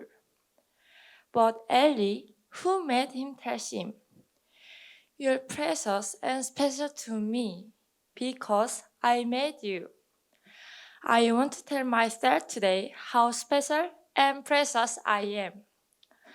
I stress a lot about how I appear to people. I'm always afraid that this person, that friend, doesn't like me. I put on a good front, but inside I'm easily hurt by things people say, even if they don't mean it. One day, a pretty girl transferred to my school, and everyone said, "Wow, she was beautiful." And I said something I didn't mean to say. "Yeah, she's so pretty." When I dance, my movements are very awkward, like a creaky robot. But she's really good at dancing. When my friend said, "Hey, you've been learning dance for a long time and you can't do it." But she hasn't been learning for a long time and she's really good at it. My confidence plummeted. I was afraid to go on stage to perform. When teacher saw how I felt, she said, "I want to value yourself too." After talking to teacher, I was able to value myself. Even if I'm a 0 in people's eyes, I can say that I'm 100. I'm special because I am me, and you're special because you're you. No qualifications are necessary. It's enough that I am me and you're you. Thank you. Thank you very much. Next up is contestant number 35, Sveta Soy, with the title Conversation. Back in our elementary school days, my brother and I attended the same school, but we rarely exchanged words on our way home. One day, I found myself locked out of our home. I waited for him to open the door, but he remained stubbornly silent, even as I grew increasingly frustrated. In the end, my brother led me waiting until the police handed to its servant. Our relationship felt awkward and distant. We hardly ever greeted each other, and I often thought my brother simply didn't like me. It was a bleak state of affairs. One day, I decided to confide in my mom about our strained relationship. Her response was enlightening. "Sveta, you need to understand that your brother loves you. If you think he doesn't like you, it will create a divide between you two. He is actually quite talkative and wants to connect with you, but he is too shy to take the first step. You have stronger personality, so I want you to support him and foster a bond." Her words hit me hard, making me realize I had been carrying prejudiced feelings towards my brother. The next day, as we sat down to eat together, I initiated conversation. "Did you sleep well?" I asked. To which he replied with a simple, gathering my courage. I continued, do you want to go to the park with me today? Again, a brief yes came from him. And as we walked through the park that afternoon, I mustered the courage to address our issues. You know, I began, I honestly didn't understand this part. He responded, sometimes with apologies, other times with open frustration. We shared ice cream and chatted until later into the evening. Our bond may still have its awkward moments, but this day when we go out for dinner or simply spend time together, we engage in meaningful conversation. I'm truly grateful to have such a warm and loving family. In closing, I want to leave you with this thought. Sometimes it takes just a small step and a bit of conversation to mend a strained relationship and rediscover the warmth that family can provide. Thank you. Our next contestant is number 36, Han Seobae, with the title Thinking Better and Managing Digital Habits. Think about how you solve problems. Many people get stuck when they have a problem, and they want someone or something else to solve it for them.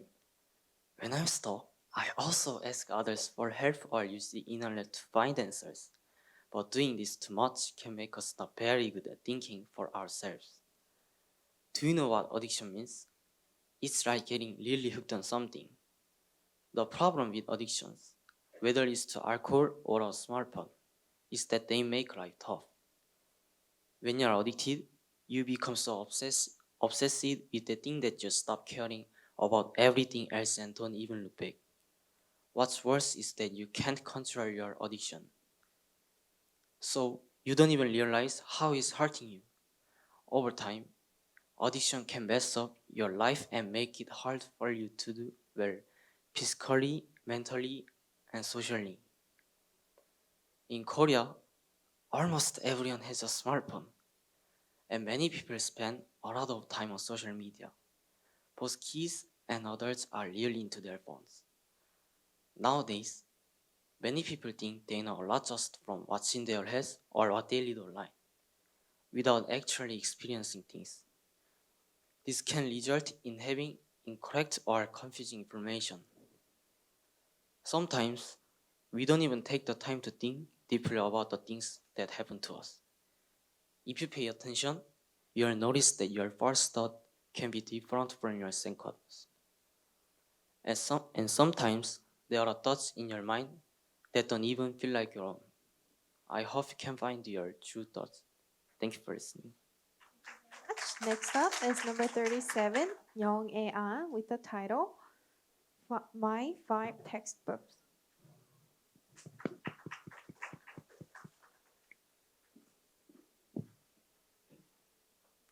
We all have a pet peeve, right? For me, peas. I have 5 peas. I'm the youngest of 4 siblings. People look at me with envy and say, hey, you're lucky to have so many older siblings. But I'm like, not really. My mom and dad always tell me what to do. My brother always picks on me. I'm never in my room and have to share the good stuff. I used to think of my family as 5 peas in a pot that made me comfortable. Time passed, and I went to boarding school a year early or from my family. At first, it was much more comfortable and nice than being at home, but about unexpected challenges. I couldn't concentrate in class because of my friends who argued all day, and it was hard to keep up with my studies. In my dance club, I was the vice team captain, leading my friends to a lot of conflicts. I didn't know how to solve them. One day, I went on a field trip to an exhibition. There was a piece of artwork that stood out to me. It was a painting of a man who was envious of the gift on top of him. Now, let's move the bottom painting up. These 2 pictures are actually 2 halves of the same picture. This person was envious because he couldn't see the gift underneath him, and it made me think, so what do I already have? I started by thinking about my 5Ps. I realized that they were not people who made them comfortable, but people who could help me. I decided to tell my family about my problems one by one. And although it was awkward at first, they listened and gave me advice on my family, of advice and comfort. For the problems I had with my friends, I could learn from my mom and dad, who always apologized first after a fight. For leading my friends, I could learn from my older sister, who runs a cafe and serves customers. For the difficulties I had with studying, I could learn from my brother, who hadn't gone through the same experience. I had 5 textbooks instead of 5 Ps to guide me. Since returning from the exhibition and discovering my gift, I've been growing a little more with the advice of my family. Everyone, take a moment to put your head down and find the gift you already have, just like I did. Thank you.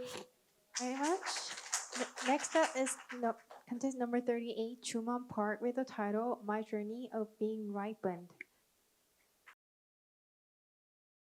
Let me spill the beans on my nickname, elementary school students. Well, I guess you could say I've got a playful spirit, and sometimes I can be as fiery as a kid with a sweet tooth. But I'm actually a middle school student, rocking it in the mighty 9th grade. Now, picture this. One fine day, I caught COVID. I felt like I'd been run over by a truck. And then guess what my teacher asked me to do? Dance. I didn't want to say anything to her. But my teacher said, Juman, I know you're feeling your best, but how am I supposed to figure out what's going on in their heads? In your head, if you don't talk to me. This grumpy act is rude, and I've got a mountain of work to tackle. Remember, you're in middle school, but you're still a bit of an elementary school student. I wasn't exactly thrilled, and I mumbled. I said, I'm sick. After our little showdown, I decided to take a breather and do some serious thinking. I asked myself, did I mess up big time? And then I realized that I'd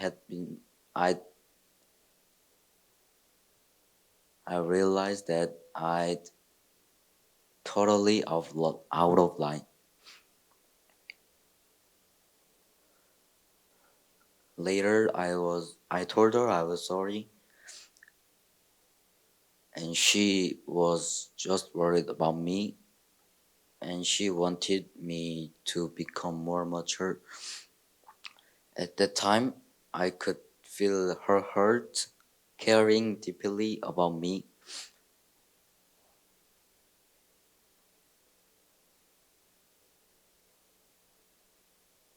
I realized that I had been wrong and that there were people around me who genuinely cared. That moment was a game changer. I'd been so wrapped up in my own world that I'd forgotten about the awesome people around me.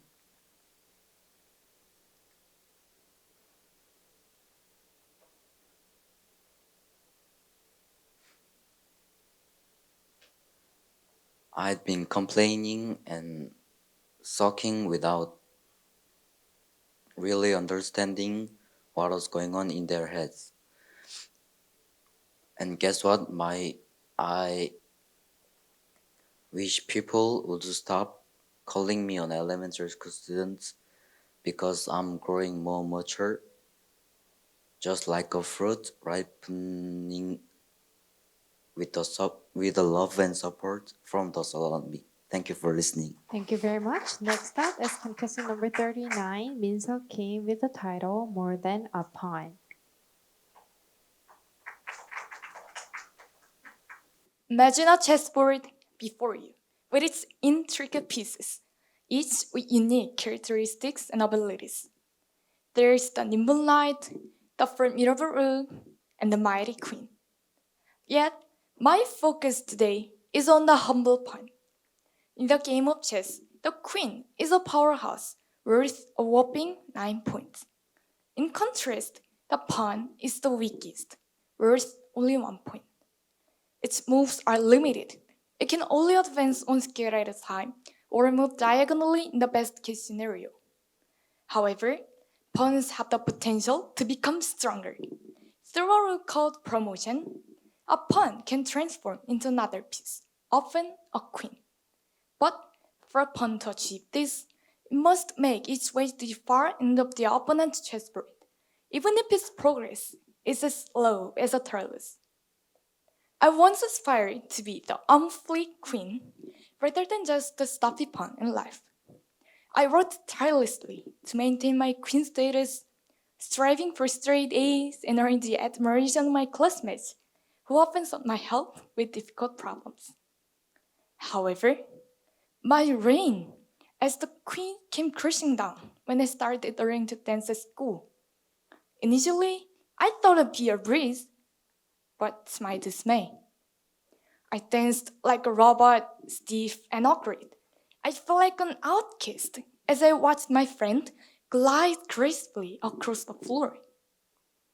I thought about giving up, thinking, why bother doing something I'm not good at? But then, my friends rallied around me, offering support and encouragement. They said, don't worry, we'll help you, we're a team. My friends wholeheartedly pitched in to help me improve. Many times, they had to grit their teeth to hold back their laughter, seeing my robotic dance. We drenched in sweat, with no breaks in between. And when we finally performed on stage, my friends hugged me, congratulated each other, and celebrated our collective achievement.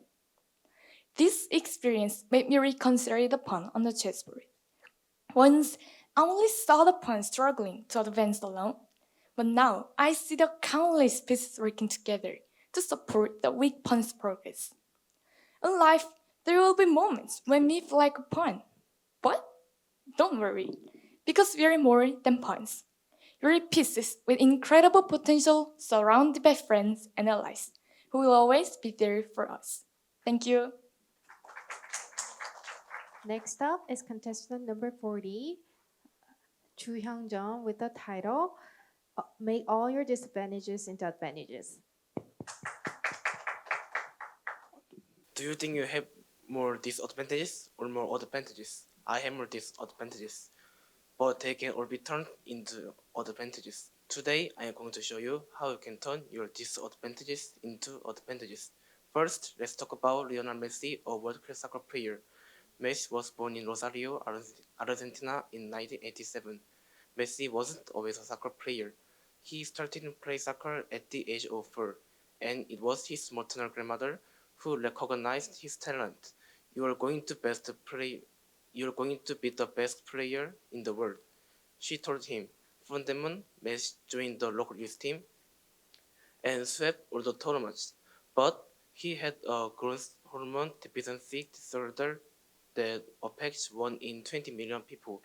With long-term treatment, he could be cured, but the cost of treatment was too much for his family to afford. Then a crowd came along that was willing to favor his treatment. FC Barcelona, a prestigious Spanish club, was willing to favor Messi's treatment, and he was recognized as an extraordinary talent by Barcelona's youth team La Masia. However, this Messi also had a downside. He is very short for a soccer player. Messi is 117 centimeters tall, but Messi turned his disadvantage into advantage. His short stature allowed him to move faster than other players.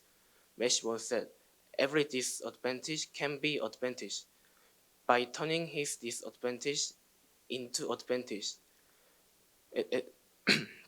Into advantage. Messi went on to do some of the greatest things in soccer history. When I first heard this quote, I thought, how can a disadvantage can be advantage when I thought about it?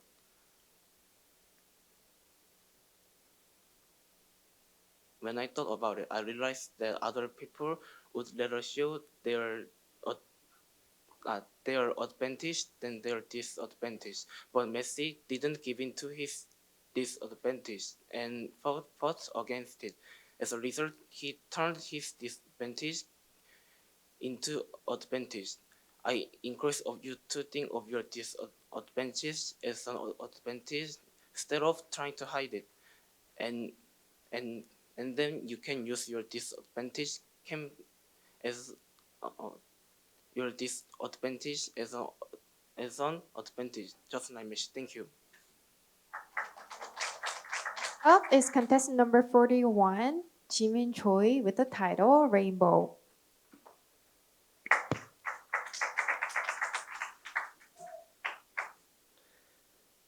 Do you interact with the people around you? I often had a hard time because I didn't interact. My friend and I were so close that we never fought. But recently, we had a quarrel over snacks. We had never fought, so we didn't know how to reconcile. I thought it would be okay with time, but it wasn't. 1 day, 2 days, a week passed. The more I thought I needed to reconcile, the more difficult it was to tell my friend. Seeing that my face was darker than usual, the teacher asked me, what was wrong? After a while, I talked about what had happened between me and my friend. After listening to all my stories, the teacher told about my heart. If you can't tell your friends, you don't do it. Because you're afraid, you will make mistakes or be hated. Because you want to be perfect. But the truth is, no one is perfect, and you can make mistakes. If you accept that, you can talk to other friends freely.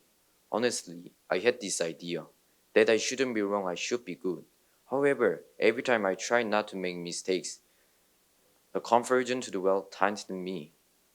Jimin, like you have to go through the pain of tearing to build muscles. When you hear something you don't like it at first, you get upset, but it hardens your heart. Just as muscles in the body allow you to lift heavy dumbbells, when you have muscles in your heart, you have the quality to approach your friends without hesitation. I want you to have the quality to be hated and talk a lot with your friends. No matter how beautiful you look, it's not perfect, just as you become a rainbow. When you combine with other colors, your colors are the most beautiful, when they are combined with each other. What I thought I had to be good at was insisting on my own color. In fact, I had a narrow view of being perfect and good in my own way. Even though I wasn't perfect, when my standards collapsed, I began to see the colors of my friend.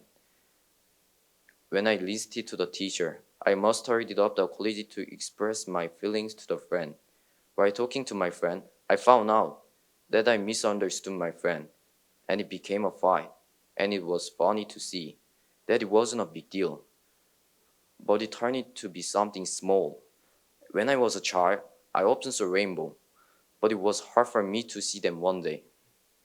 But now, I'm seeing a beautiful rainbow all around me.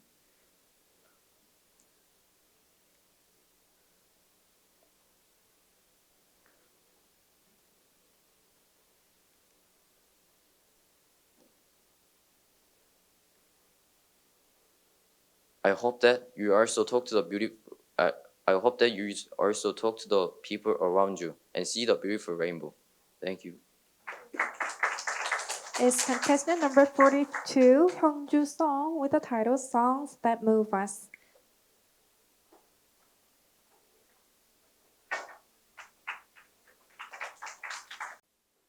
Do you have a love for music? Do you find yourself listening to songs in moments of happiness, sadness, or while working?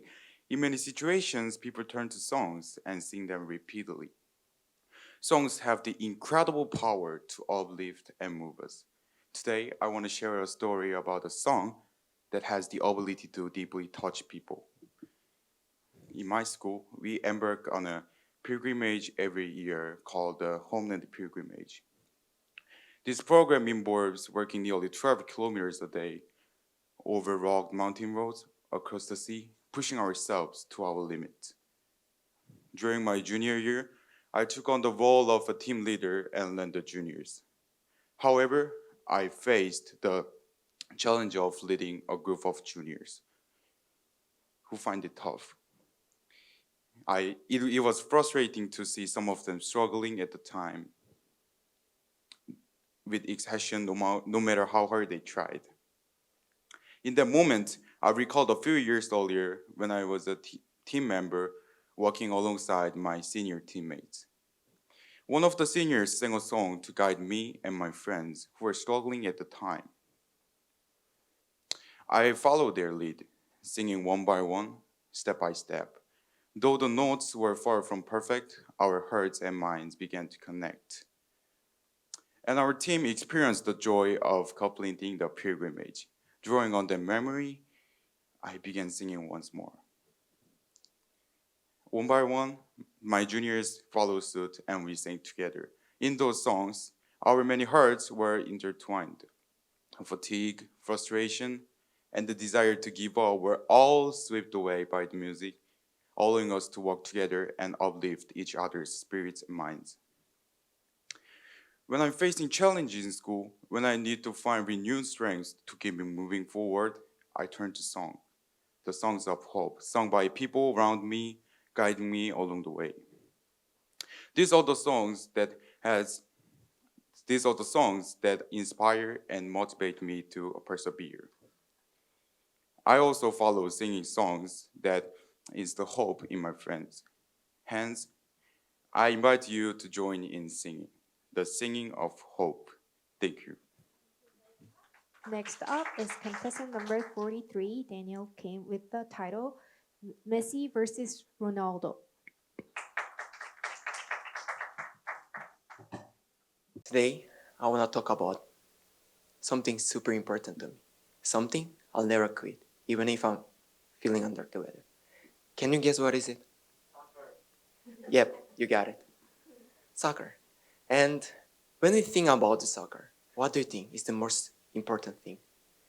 Is it all about having math skills with the ball or being as strong as a superhero?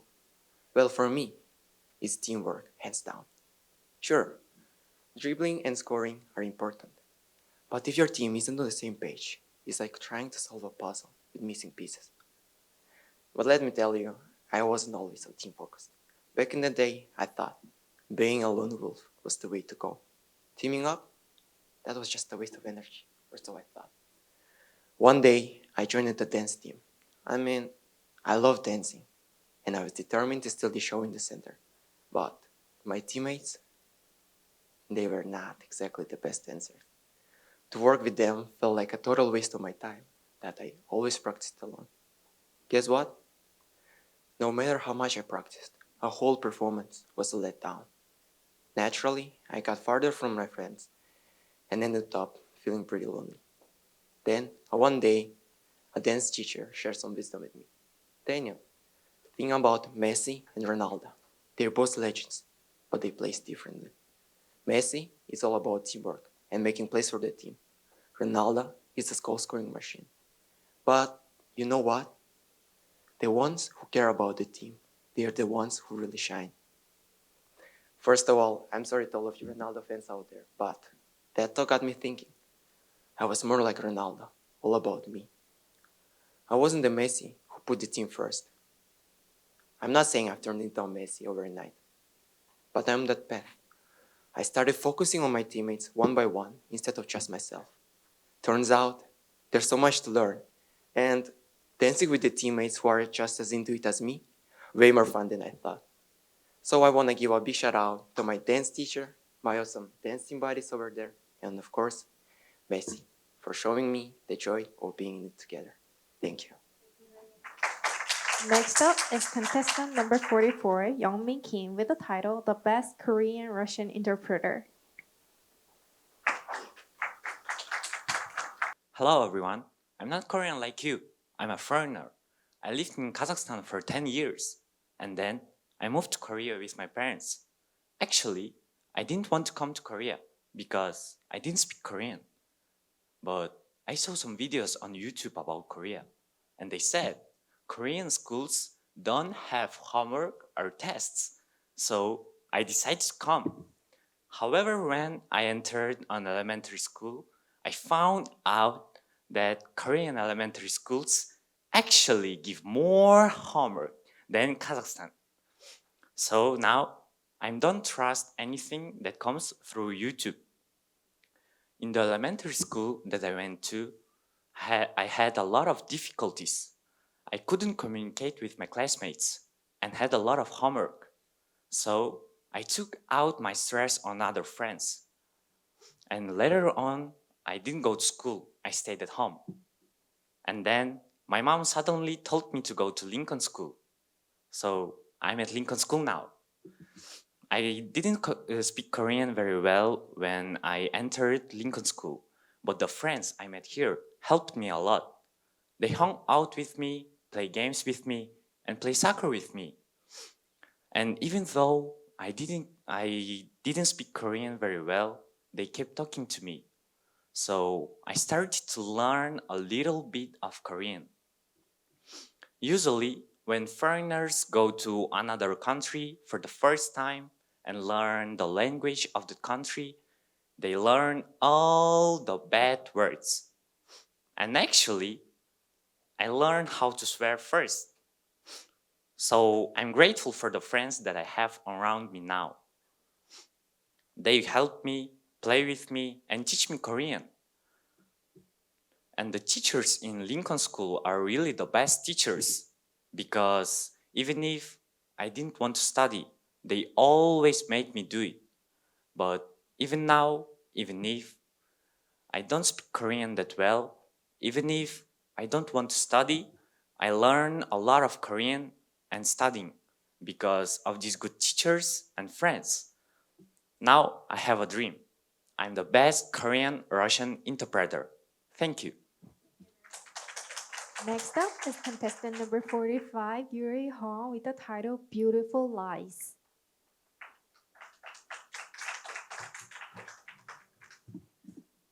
Truth or lies? Which would you choose? I would choose truth without a second thought. But you know how sometimes a lie is a word of hope? Here's a little Chinese girl. She had a brain tumor at the age of 8. Her illness was getting worse and worse, but she had a dream to visit Tiananmen. For this girl, who couldn't travel long distances, 2,000 citizens rallied around her. They turned a university playground into Tiananmen Square, and the citizens spoke in dialects and acted as if this was really Tiananmen. The girl was so happy that she said, "Dad, I'm really in Tiananmen!" From this story, I learned that sometimes a lie can become a hope, and a lie that becomes a hope can empower someone more than the truth. I think it's good to be honest, and I often tell my friends what I see. I'm in the band at school, and I was teaching a new member how to play the bass guitar. But no matter how much I taught him, he couldn't keep up. I was so frustrated that I yelled at him. "You need to practice a lot. Why can't you do something so easy? If you can't do this, you won't be in the band." My words disempowered my friend. But he wanted to be in the band so badly, but he was struggling because he wasn't getting better.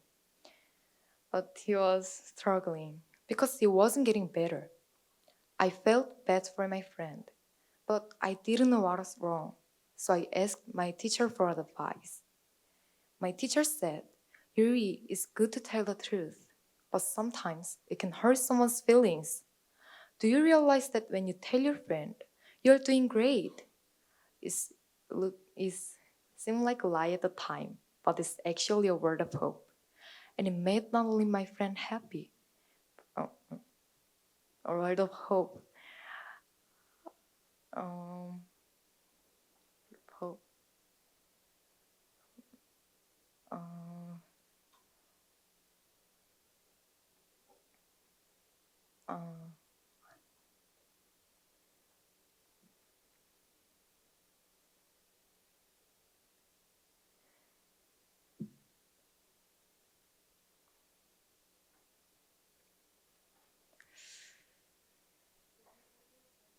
And it can save your friend's heart. After hearing that, I said to my friend, "It's great that you always keep practicing and not giving up. You're so much better at this part than when you were before. You're going to make a great show." What I said after changing my mind felt like a lie. It was actually a word of hope, and it made not only my friend happy, but me as well. What are you saying? Why not speak a word of hope instead of a lie to someone close to you today? Thank you. Next up is contestant number 46, Ho-hyun Park, with the title Angelic Sounds.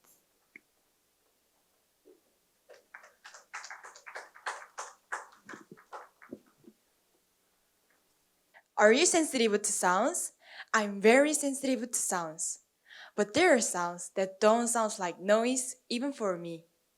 That's the emergency medical service helicopter.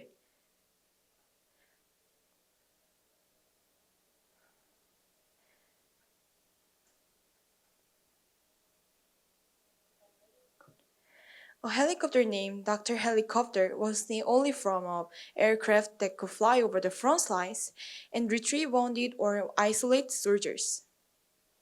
The only sound that could save them in a critical moment was the sounds of a helicopter. To the wounded soldiers, the helicopter known as the Angel of Mercy. Military aircraft, especially brand new fighter jets, can kill enemies, but they can't save lives. But as a vertical takeoff and landing aircraft that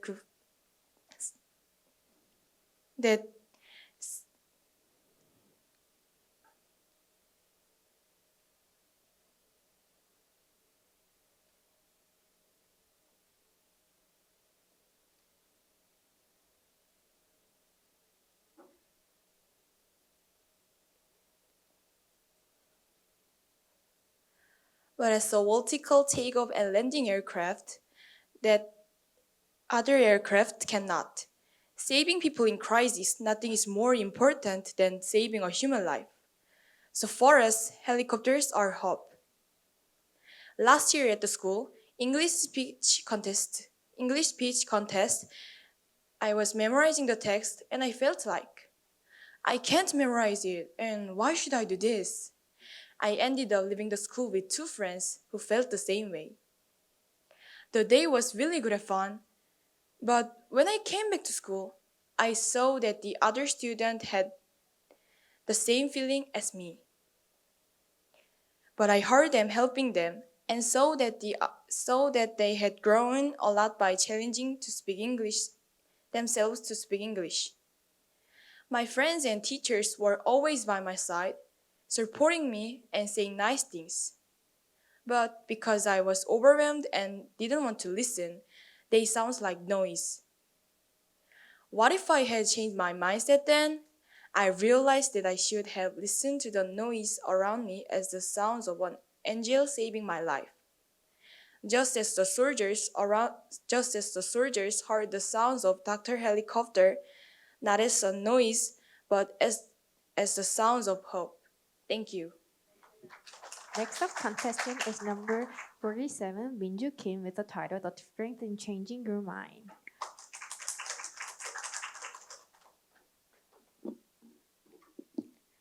Let's begin with one of the most iconic inventions of our time, the smartphone. It all started with the iPhone, which many attribute to the brilliant mind of former Apple CEO Steve Jobs.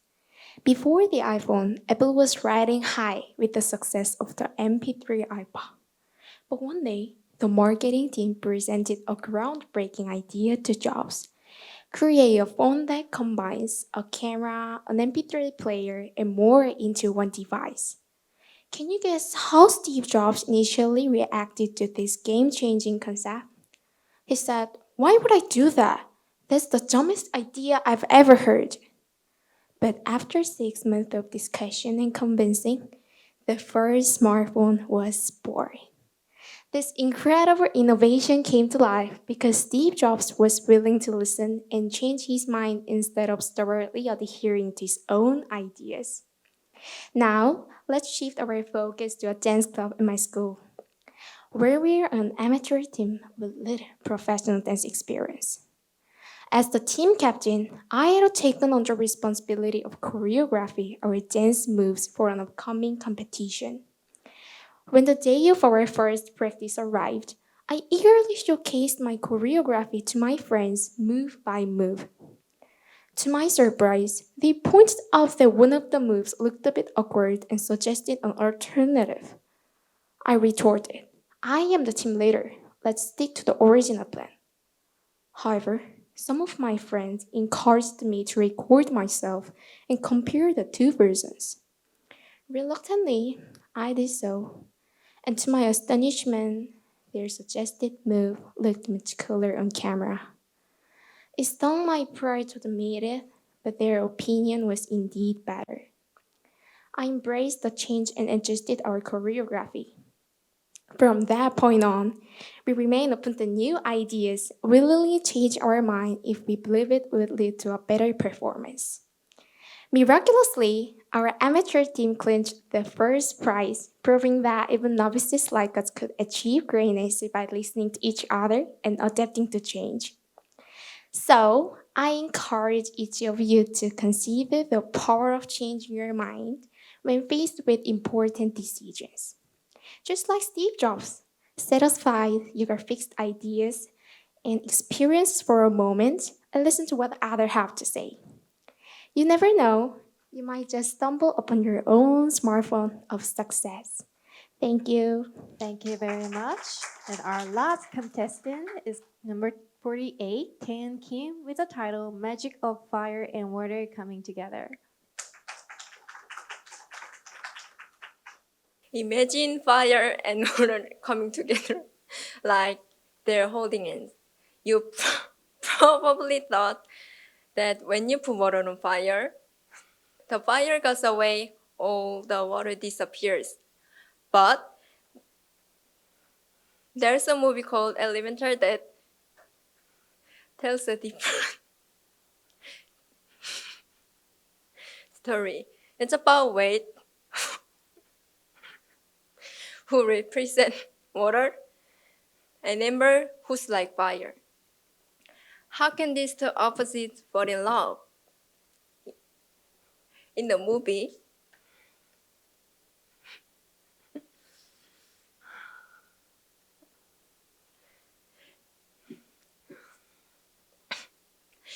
there are separate words for water and fire because elementals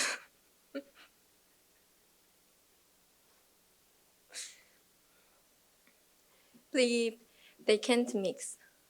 But one day, Wade and Amber meet when water sprays from a hose, and later they hold hands, and you'd expect something bad to happen, but instead, bubbles appear and neither of them vanishes. This magic is a real scientific thing called the light and frost effect. It's like when you're cooking and you sprinkle water on a hot pan. The water doesn't instantly evaporate. It dances around on the hot surface. That's the light and frost effect in action. Now,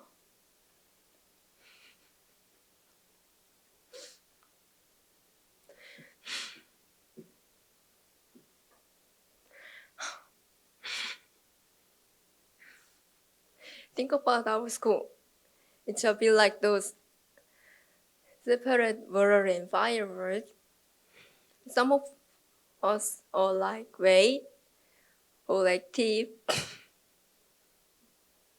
and Cherry, while others are like Amber, sensitive and delicate. I used to feel awkward around people who different from me, like Wade and Amber. In our life, there is something similar to the light and frost effect. Something that makes opposites connect. It's called heart-to-heart conversation. Let me tell you a story. One day, I decided to be honest with a friend who wasn't kind of my match. We had a conversation that went to like this. I feel like we're not a good fit as friends. It's harder for me to be closer, I said. I agree, it's not easy for me either, but maybe we can try to be friends in the future. She answered, to my surprise, that simple conversation changed everything. We became best friends after that. I learned that honest conversations are the key to connecting with others.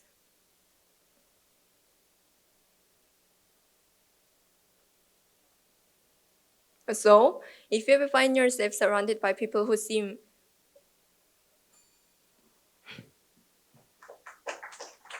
Thank you very much. You've all did an amazing job. Okay, so now the judges are gonna go and tally the scores. And now I'll invite co-pastor Song Young-woo for the message. Please welcome him with a big round of applause.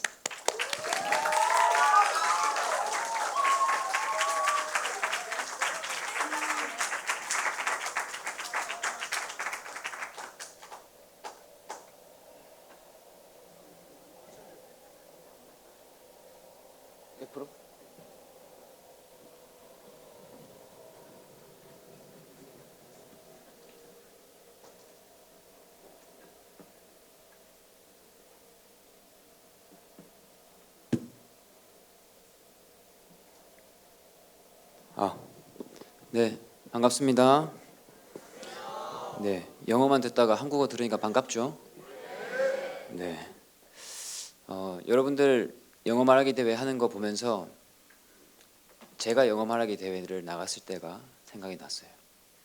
저도 중학교 때가 처음이었는지 고등학교 때가 처음이었는지 여러분 저도 영어 말하기 대회를 한 6번인가 7번 나간 것 같아요. 그래서 제가 여러분 상을 받았겠어요? 못 받았겠어요? 받았을까요? 자, 한번 누가 맞출 수 한번 받았다 손 한번 들어보세요. 못 받았다고 하는 친구들은 저를 상당히 못 믿는 친구들 같은데 자, 못 받았다 손 들어보세요. 여러분 6번 7번 하면 상 한번 받지 않을까요? 네. 참 저를 너무 잘 아는 친구들인데 저는 한 번도 상 받은 적이 없어요. 저는 지역 예선에서 항상 떨어졌어요. 문제는 뭐냐면 원고는 항상 붙는다는 거예요. 원고가 떨어져야 외울 일도 없고 막 고생할 일도 없는데 원고가 안 떨어지니까 계속 대회를 나가야 돼요. 제가 영어 말하기 대회도 나가보고 저는 아랍어 말하기 대회도 나가봤어요. 그거 안 할라 했는데 저희가 배우는 게 뭡니까? 도전 정신이잖아요. 그래가지고 아랍어 말하기 대회 제가 나갔다가 또 앞에 나가서 무슨 말 했는지도 모르고 그렇게 이제 마치고 왔던 기억이 있습니다.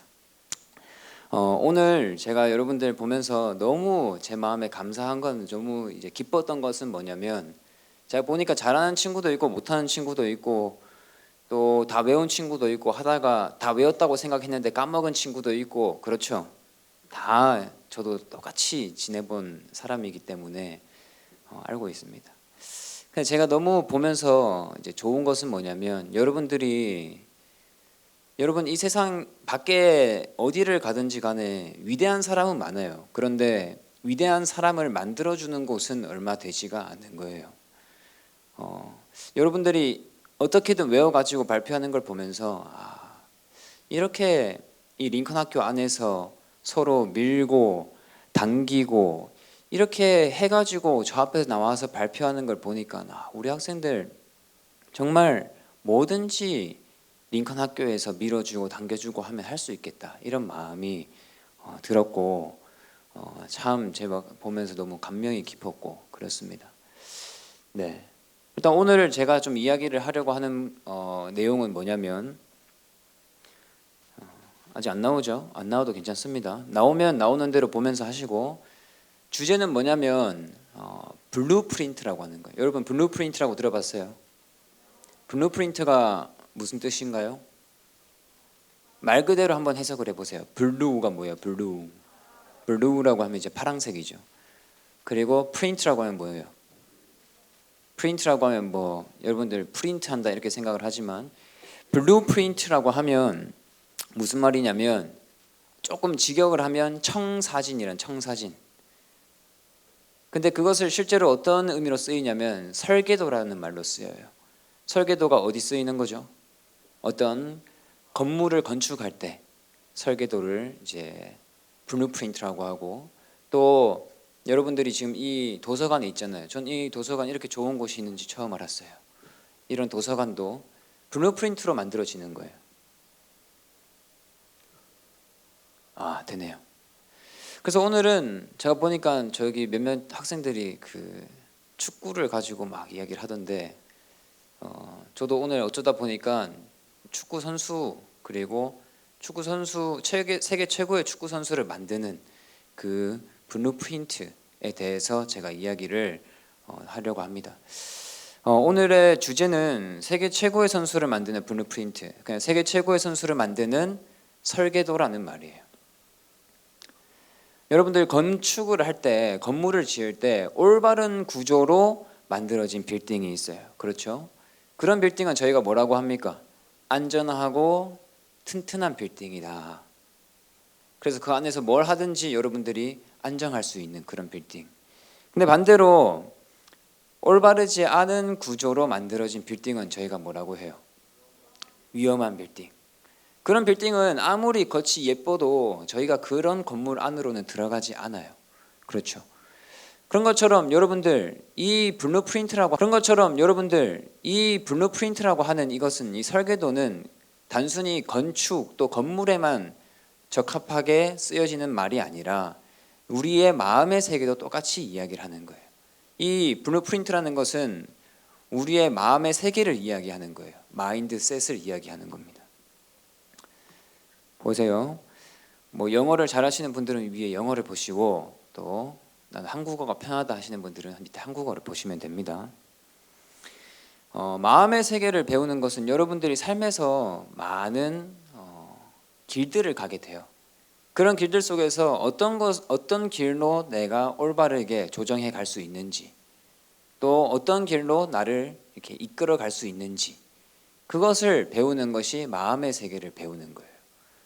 그리고 두 번째로는 우리가 블루프린트, 여러분들 마음의 세계를 배우면 세계 최고의 개개인이 될 수가 있다고 이야기를 하는 겁니다. 오늘 이야기하고 싶은 부분은 여기에서 조금 더, 원래는 그 전에 좀 이야기할 부분들이 있지만 제가 오늘 갑자기 사실은 주제를 확 바꿨어요. 여러분들이 하는 걸 보면서 원래 다른 걸 준비했었는데, 그래서 한번 들어보면서 여러분들이 내가 어떤 마음을 가지느냐에 따라 나의 삶이 변하는구나, 이 정도 이 참석하는 학생들 마음에 딱 새겨지면 너무 좋겠습니다. 여러분, 프랑스에 가면 INF라고 하는 프랑스 축구 풋볼 아카데미가 있어요. 이 INF라고 하는 곳은 세계 최고의 축구 아카데미예요. 프랑스에 있는 이제 INF 축구 아카데미인데, 지금 이 사진은 INF의 클레어 폰테인이라고 하는 퍼포먼스 센터의 사진이에요. 여기는 세계 최고의 선수들을 만들어낸다 그래요. 어떻게 만들어내는지 저희가 한번 알아보겠습니다. 사람들은 뭐라고 하냐면 프랑스의 축구 시스템은 세계 최고의 선수들을 배출해낸다, 이렇게 이야기를 해요. 자, 예를 들어서 여기 보면 티에리 앙리, 알고 있나요? 네, 티에리 앙리.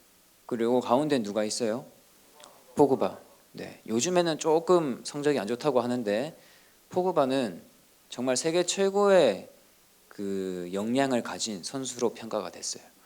그리고 또 누가 있습니까? 맨 오른쪽에 가장 뜨고 있는 음바페.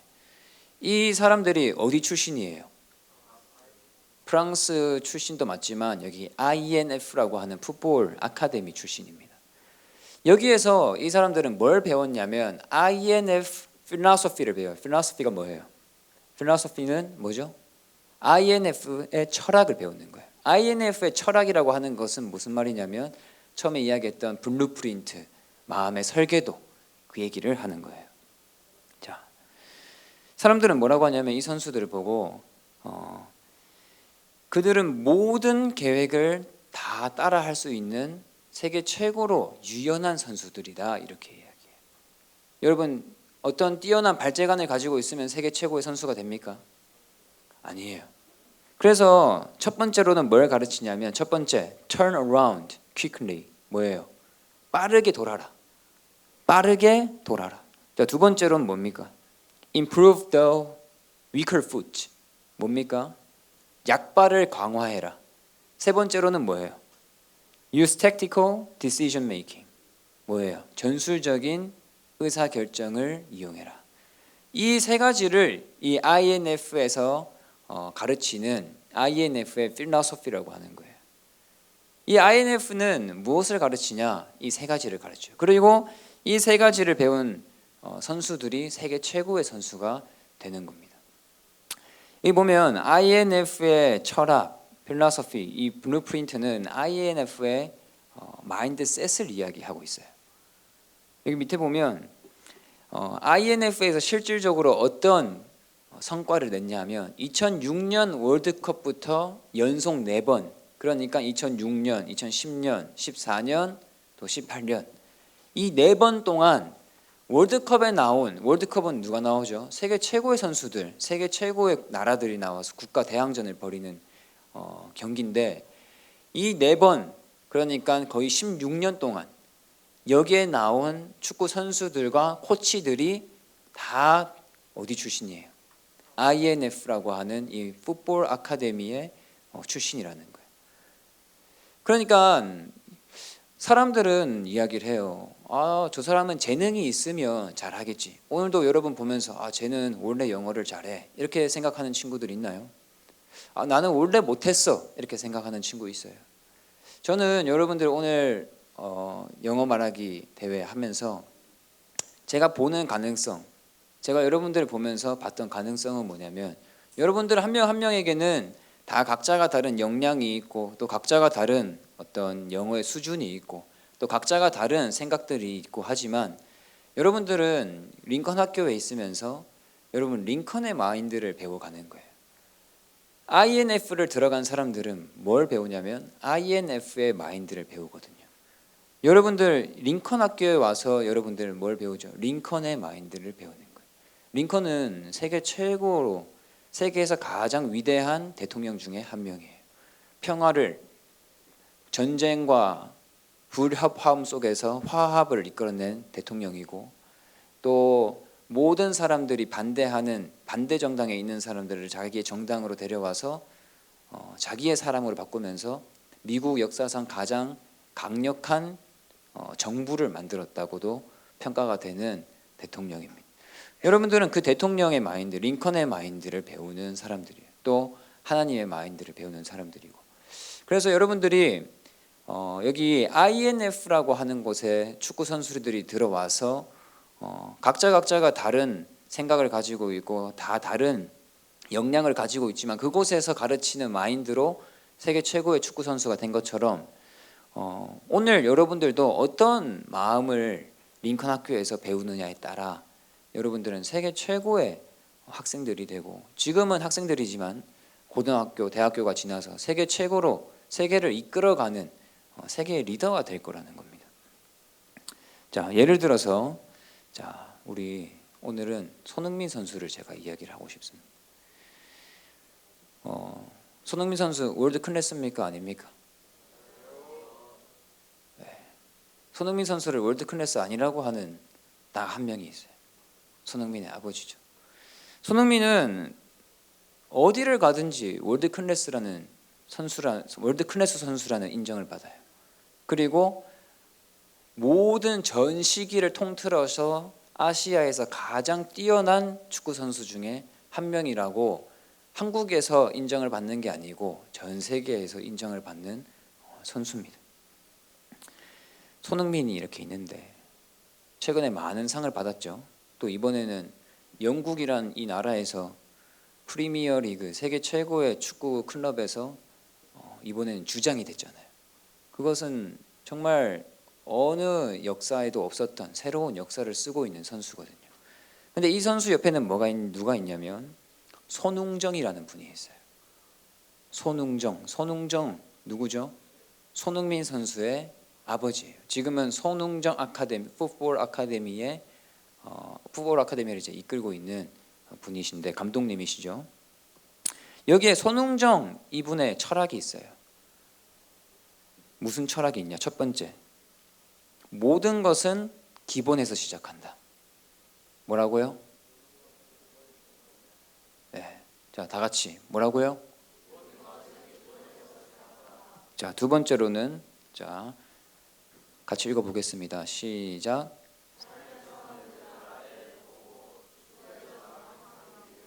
그렇죠. 첫 번째로 손흥정 감독님이 손흥민 선수에게 가르친 거는 모든 것은 기본에서 시작한다. 두 번째로는 삶에서는 아래를 쳐다보고 축구에서는 위를 쳐다봐라. 자, 어떤 예를 드냐면 여러분들 대나무가 있어요. 대나무가 심겨지면 1년, 2년 이렇게 지나면 대나무가 자라날까요? 안 자라나요.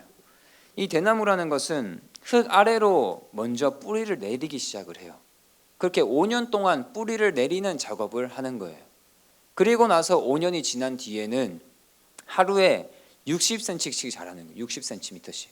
그래서 나중에는 20m, 30m 높이의 대나무가 이렇게 되는 겁니다. 이게 이제 손흥정 감독님이 손흥민 선수에게 맨 처음 가르쳐 줬던 기본에 충실해라라고 하는 교육이었어요. 그리고 두 번째로는 삶에서는 항상 아래를 보고 축구에서는 항상 위를 봐라. 이게 무슨 의미일까요? 예전에 손흥민 선수가 골든부츠를 받았어요. 골든부츠가 뭐죠? 프리미어리그 모든 팀에서 가장 많은 골을 넣은 선수에게 이제 주어지는 이제 상이거든요. 이 상을 받은 아시아 선수도 아무도 없었고 이 상을 받았다는 것 자체가 정말 위대한 어떤 업적 중에 하나예요. 근데 이 골든부츠를 받은 다음에 손흥정 감독님이 손흥민 선수에게 무슨 말을 했냐면 뭐라고 했습니까? 골든부츠 받았다고 세상은 안 변한다. 너가 해야 될 거는 뭐라고요?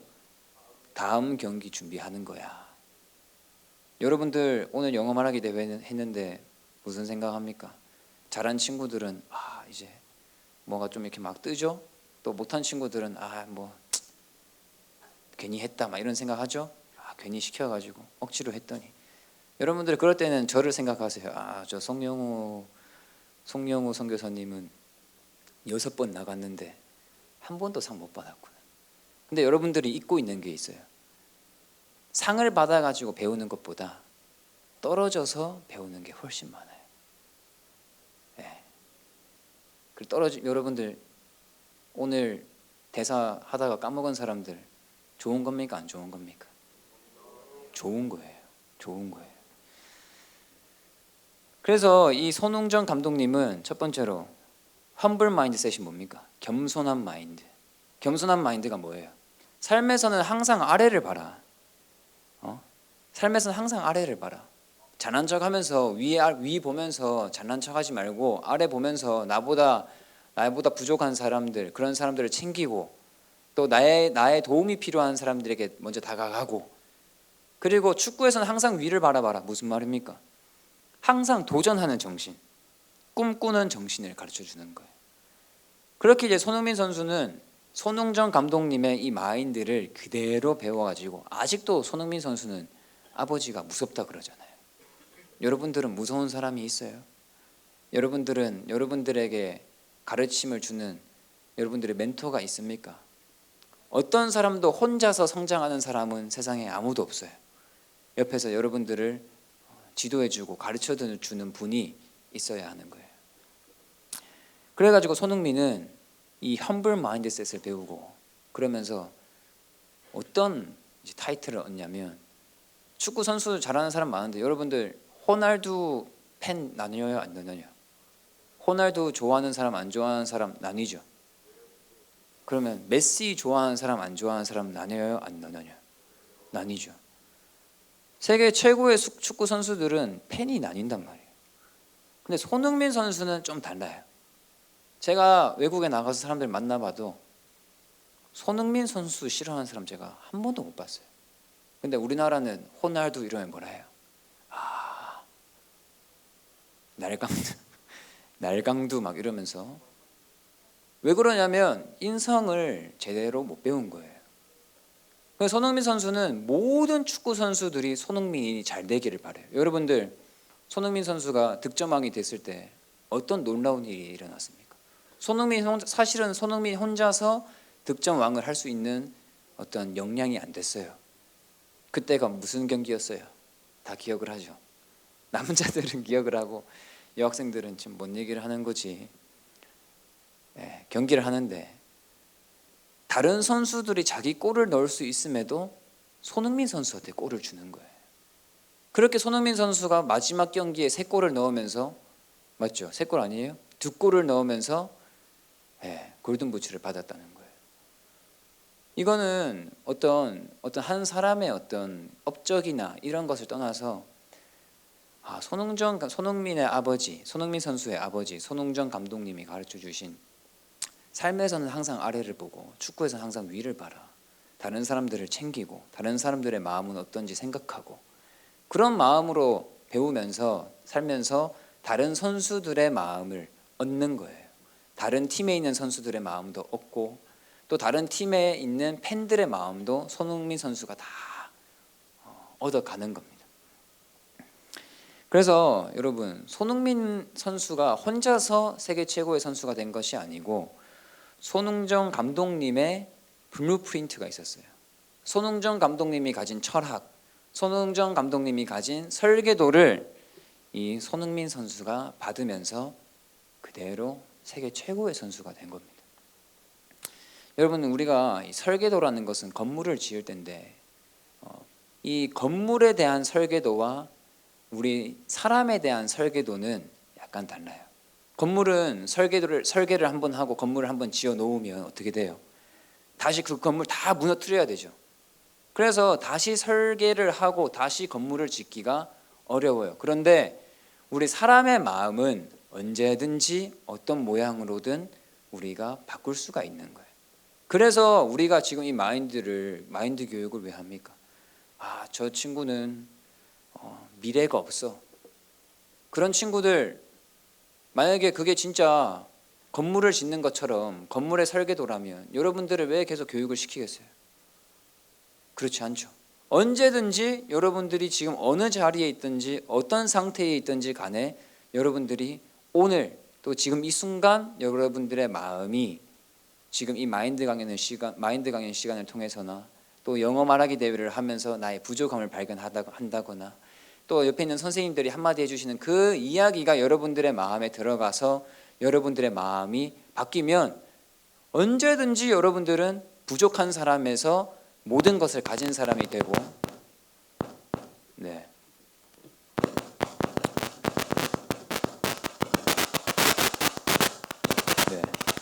그렇습니다. 그래서 부족한 것 같지만 모든 걸 가진 사람이 되고 또 영어를 못했지만 영어를 잘하는 사람이 되는 거예요. 그래서 이 블루프린트, 이 마인드는 우리를 세계 최고의 개개인으로 만들어주는 겁니다. 제가 그 영어 말하기 대회 했던 제가 이야기를 했어요. 또 저는 언어 공부를 아랍어 공부를 10년 가까이 했어요. 처음에 시작을 할 때 사람들이 뭐라 했겠습니까? 그 아랍어 해가지고 돈이나 벌겠어?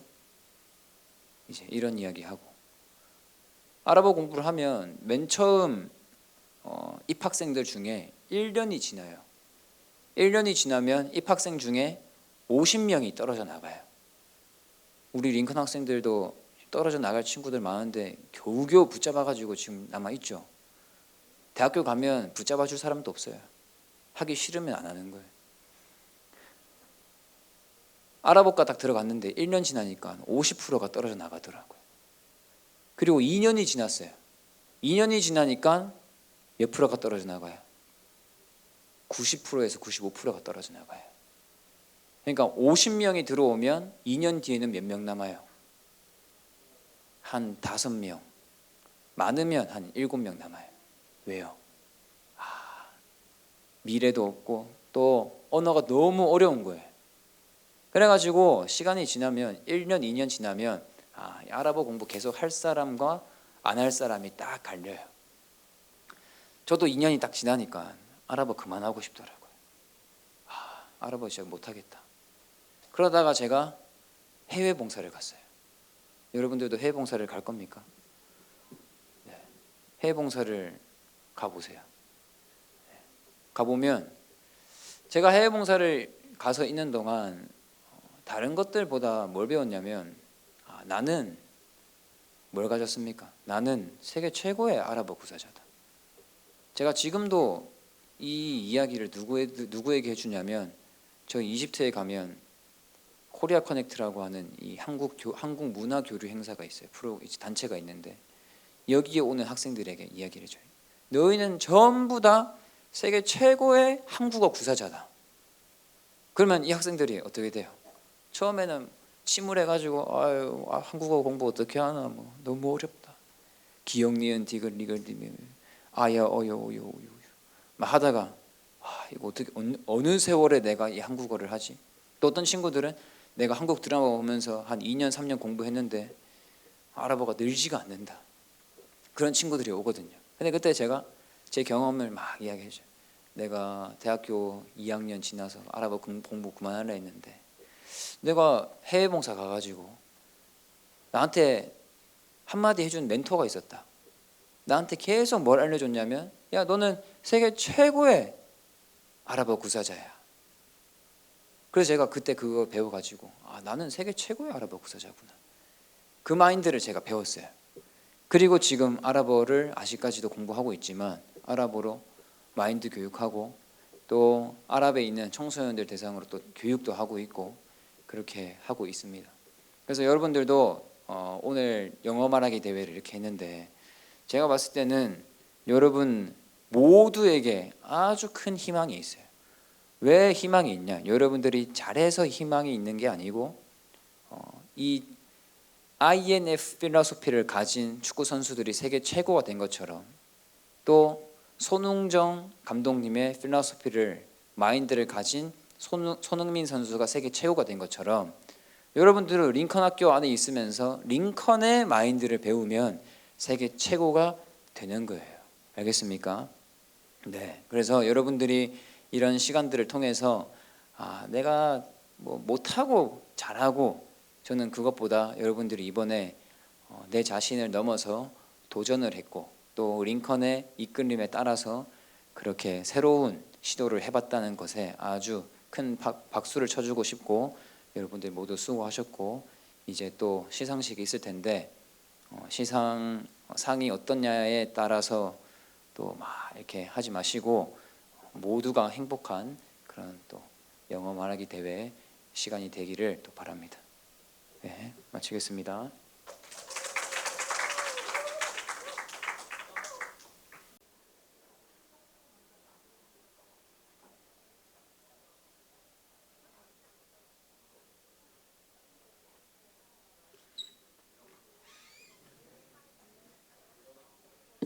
All right. So there is a very interesting result today. But before that, we're going to have time to listen to the judge's remark. Okay, let me invite Ms. Chris Ann on the stage.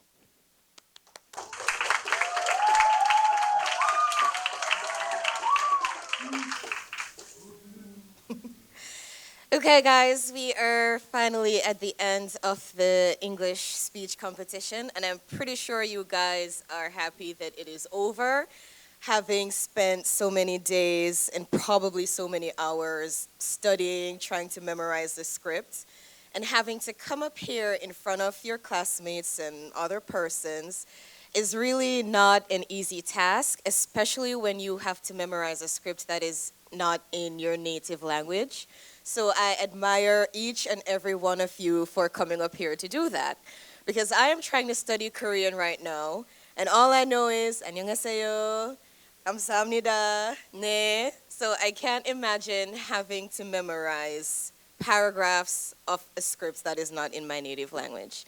But I just want to congratulate you guys. I thank you guys so much for having the courage to come up here. I thank you so much for doing your best. And now we are going to find out the persons who are the best of the best. So we, of course, judged you based on your presentation, how you pronounced your words, and the originality of your scripts. And if your scripts presented your heart to us, if we could see yourself and the stuff that you went through, especially your heart, in the scripts that you presented. So we judge you guys based on that. And many of you guys really presented your A game. A lot of you guys had your gestures, your facial expressions, and your pronunciations on point. And so we took all of that into consideration when we deliberated just now. So without further ado, we are going to start awarding the persons who did the best here today. Again, thank you very much.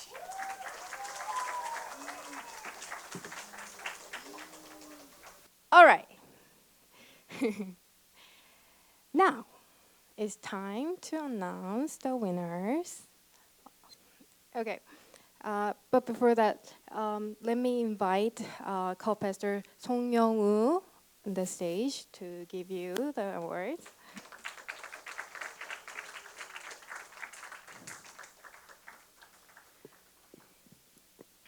All right.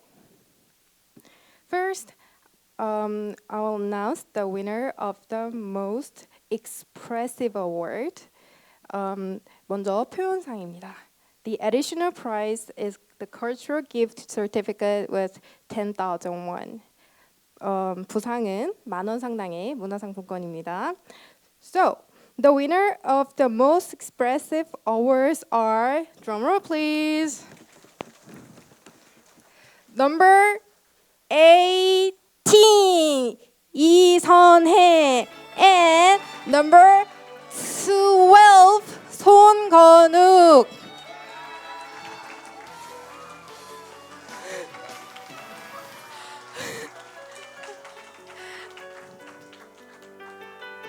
Okay, we do proudly present this most expressive award in the 6th English speech contest to 이선혜 in honor of your success in outstanding us all. Okay, thank you very much.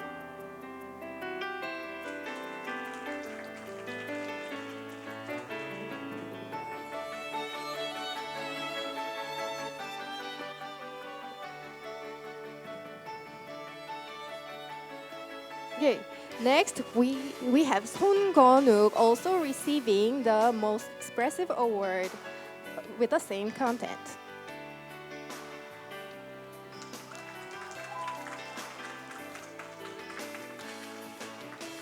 All right, thank you very much.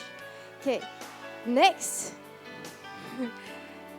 prize I will announce is the most passionate award. The additional prize is again the culture gift certificate worth 10,000 won. 다음은 열정상입니다. 이것도 10,000원 상당의 문화상품권이 보상입니다. Okay, drumroll please. Number 29, 전주희, and number 20, 최연지.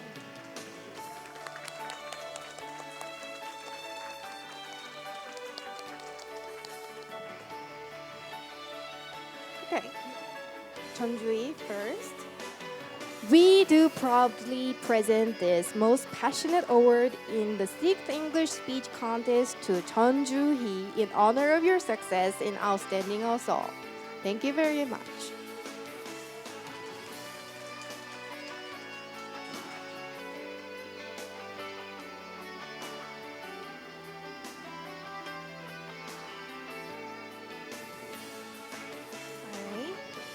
Thank you. Next, we have 최연지 also receiving the most passionate award with the same content.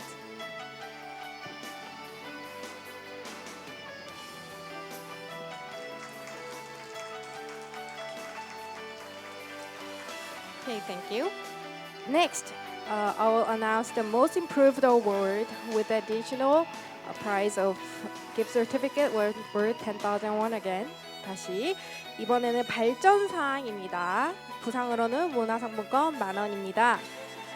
Okay, the winners of most improved awards are, drumroll please, number 35, Sveta Choi, and number 37, 안영애.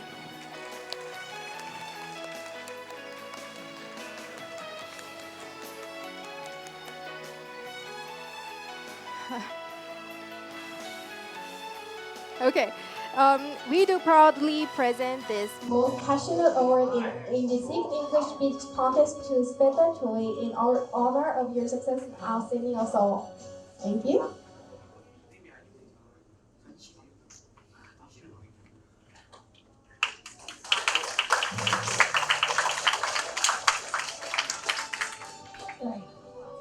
Next, we have An Young-ae also receiving the Most Improved Award with the same content.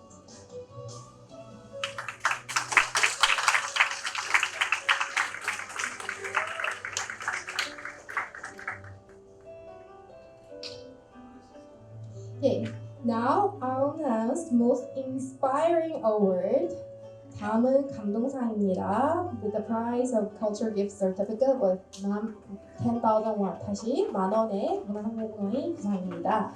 Okay, the winner of the most inspiring award is one more please.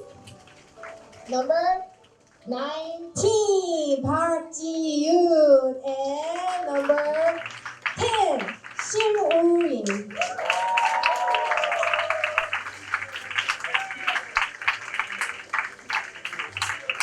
We do proudly present this most inspiring award in the 6th English speech contest to Park Ji-yoon in honor of your success in outstanding us all. Thank you very much.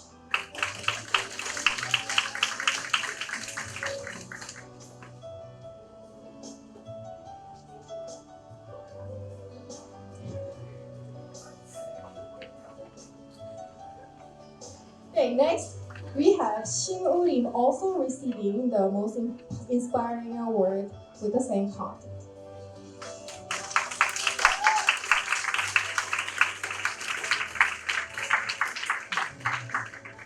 Okay, next is the third prize. 다음은 3등상입니다.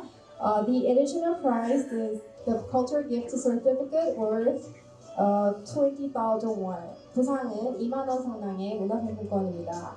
The winners are, drumroll please,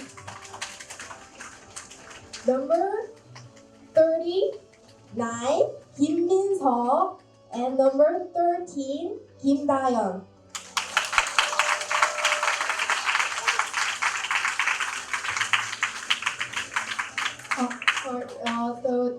The awards will be presented by Mr. Park. Okay, we do proudly present this third prize in the 6th English speech contest to Kim Min-seo in honor of your success in outstanding us all. Thank you very much.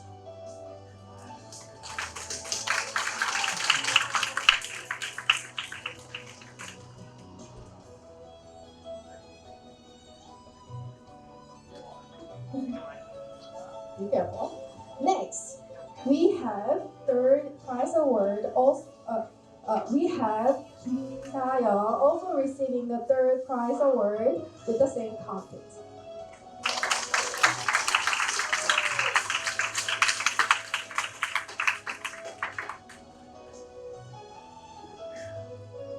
Okay, now it's time to announce the winner of the second prize. The second prize goes to, drumroll please, number 42, 송형주, and number 33, 김일나.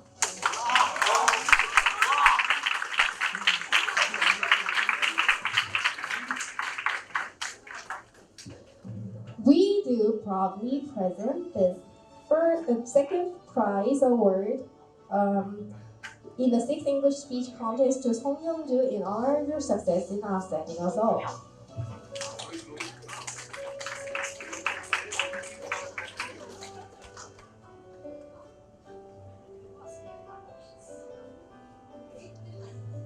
Next, we have Kim Mirina also receiving the second prize award with the same content.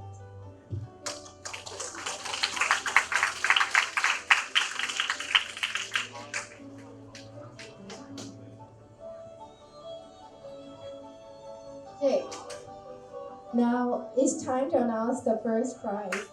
Okay, the first prize go to, please. Okay. Go to number 5, Kim Young-nan, and number 23, Kim Min-seol. The additional prize are 50,000 won worth of gift certificate. 부상 5만 원 상당의 문화상품권입니다. Okay, we do proudly present this first prize award in the 6th English speech contest to Kim Young-nan in honor of your success in outstanding us all.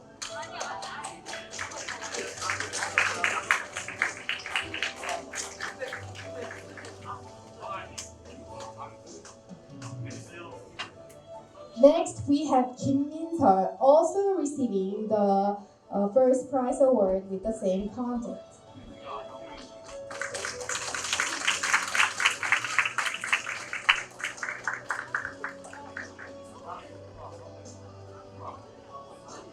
Okay, and for the last, I have to announce the winner of the grand prize.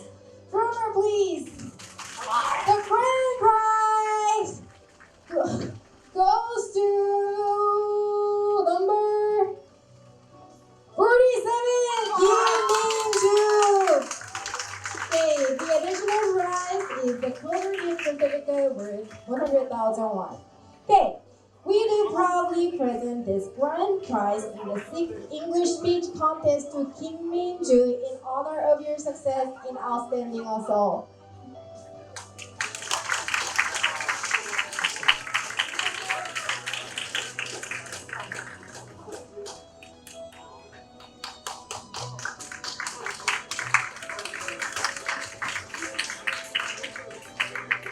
Okay, all the winners of the prize, please come here.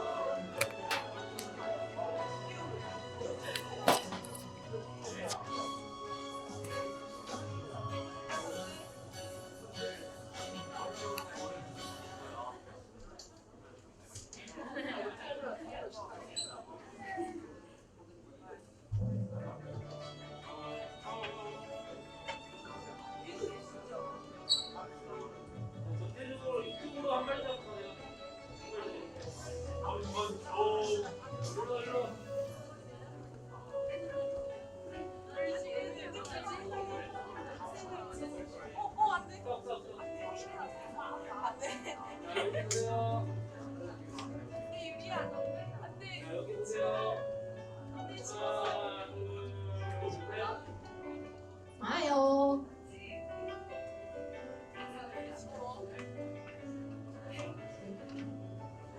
Okay. Right. Okay. Now it's time to finish our English speech contest. Okay. Let's give ourselves a big round of applause.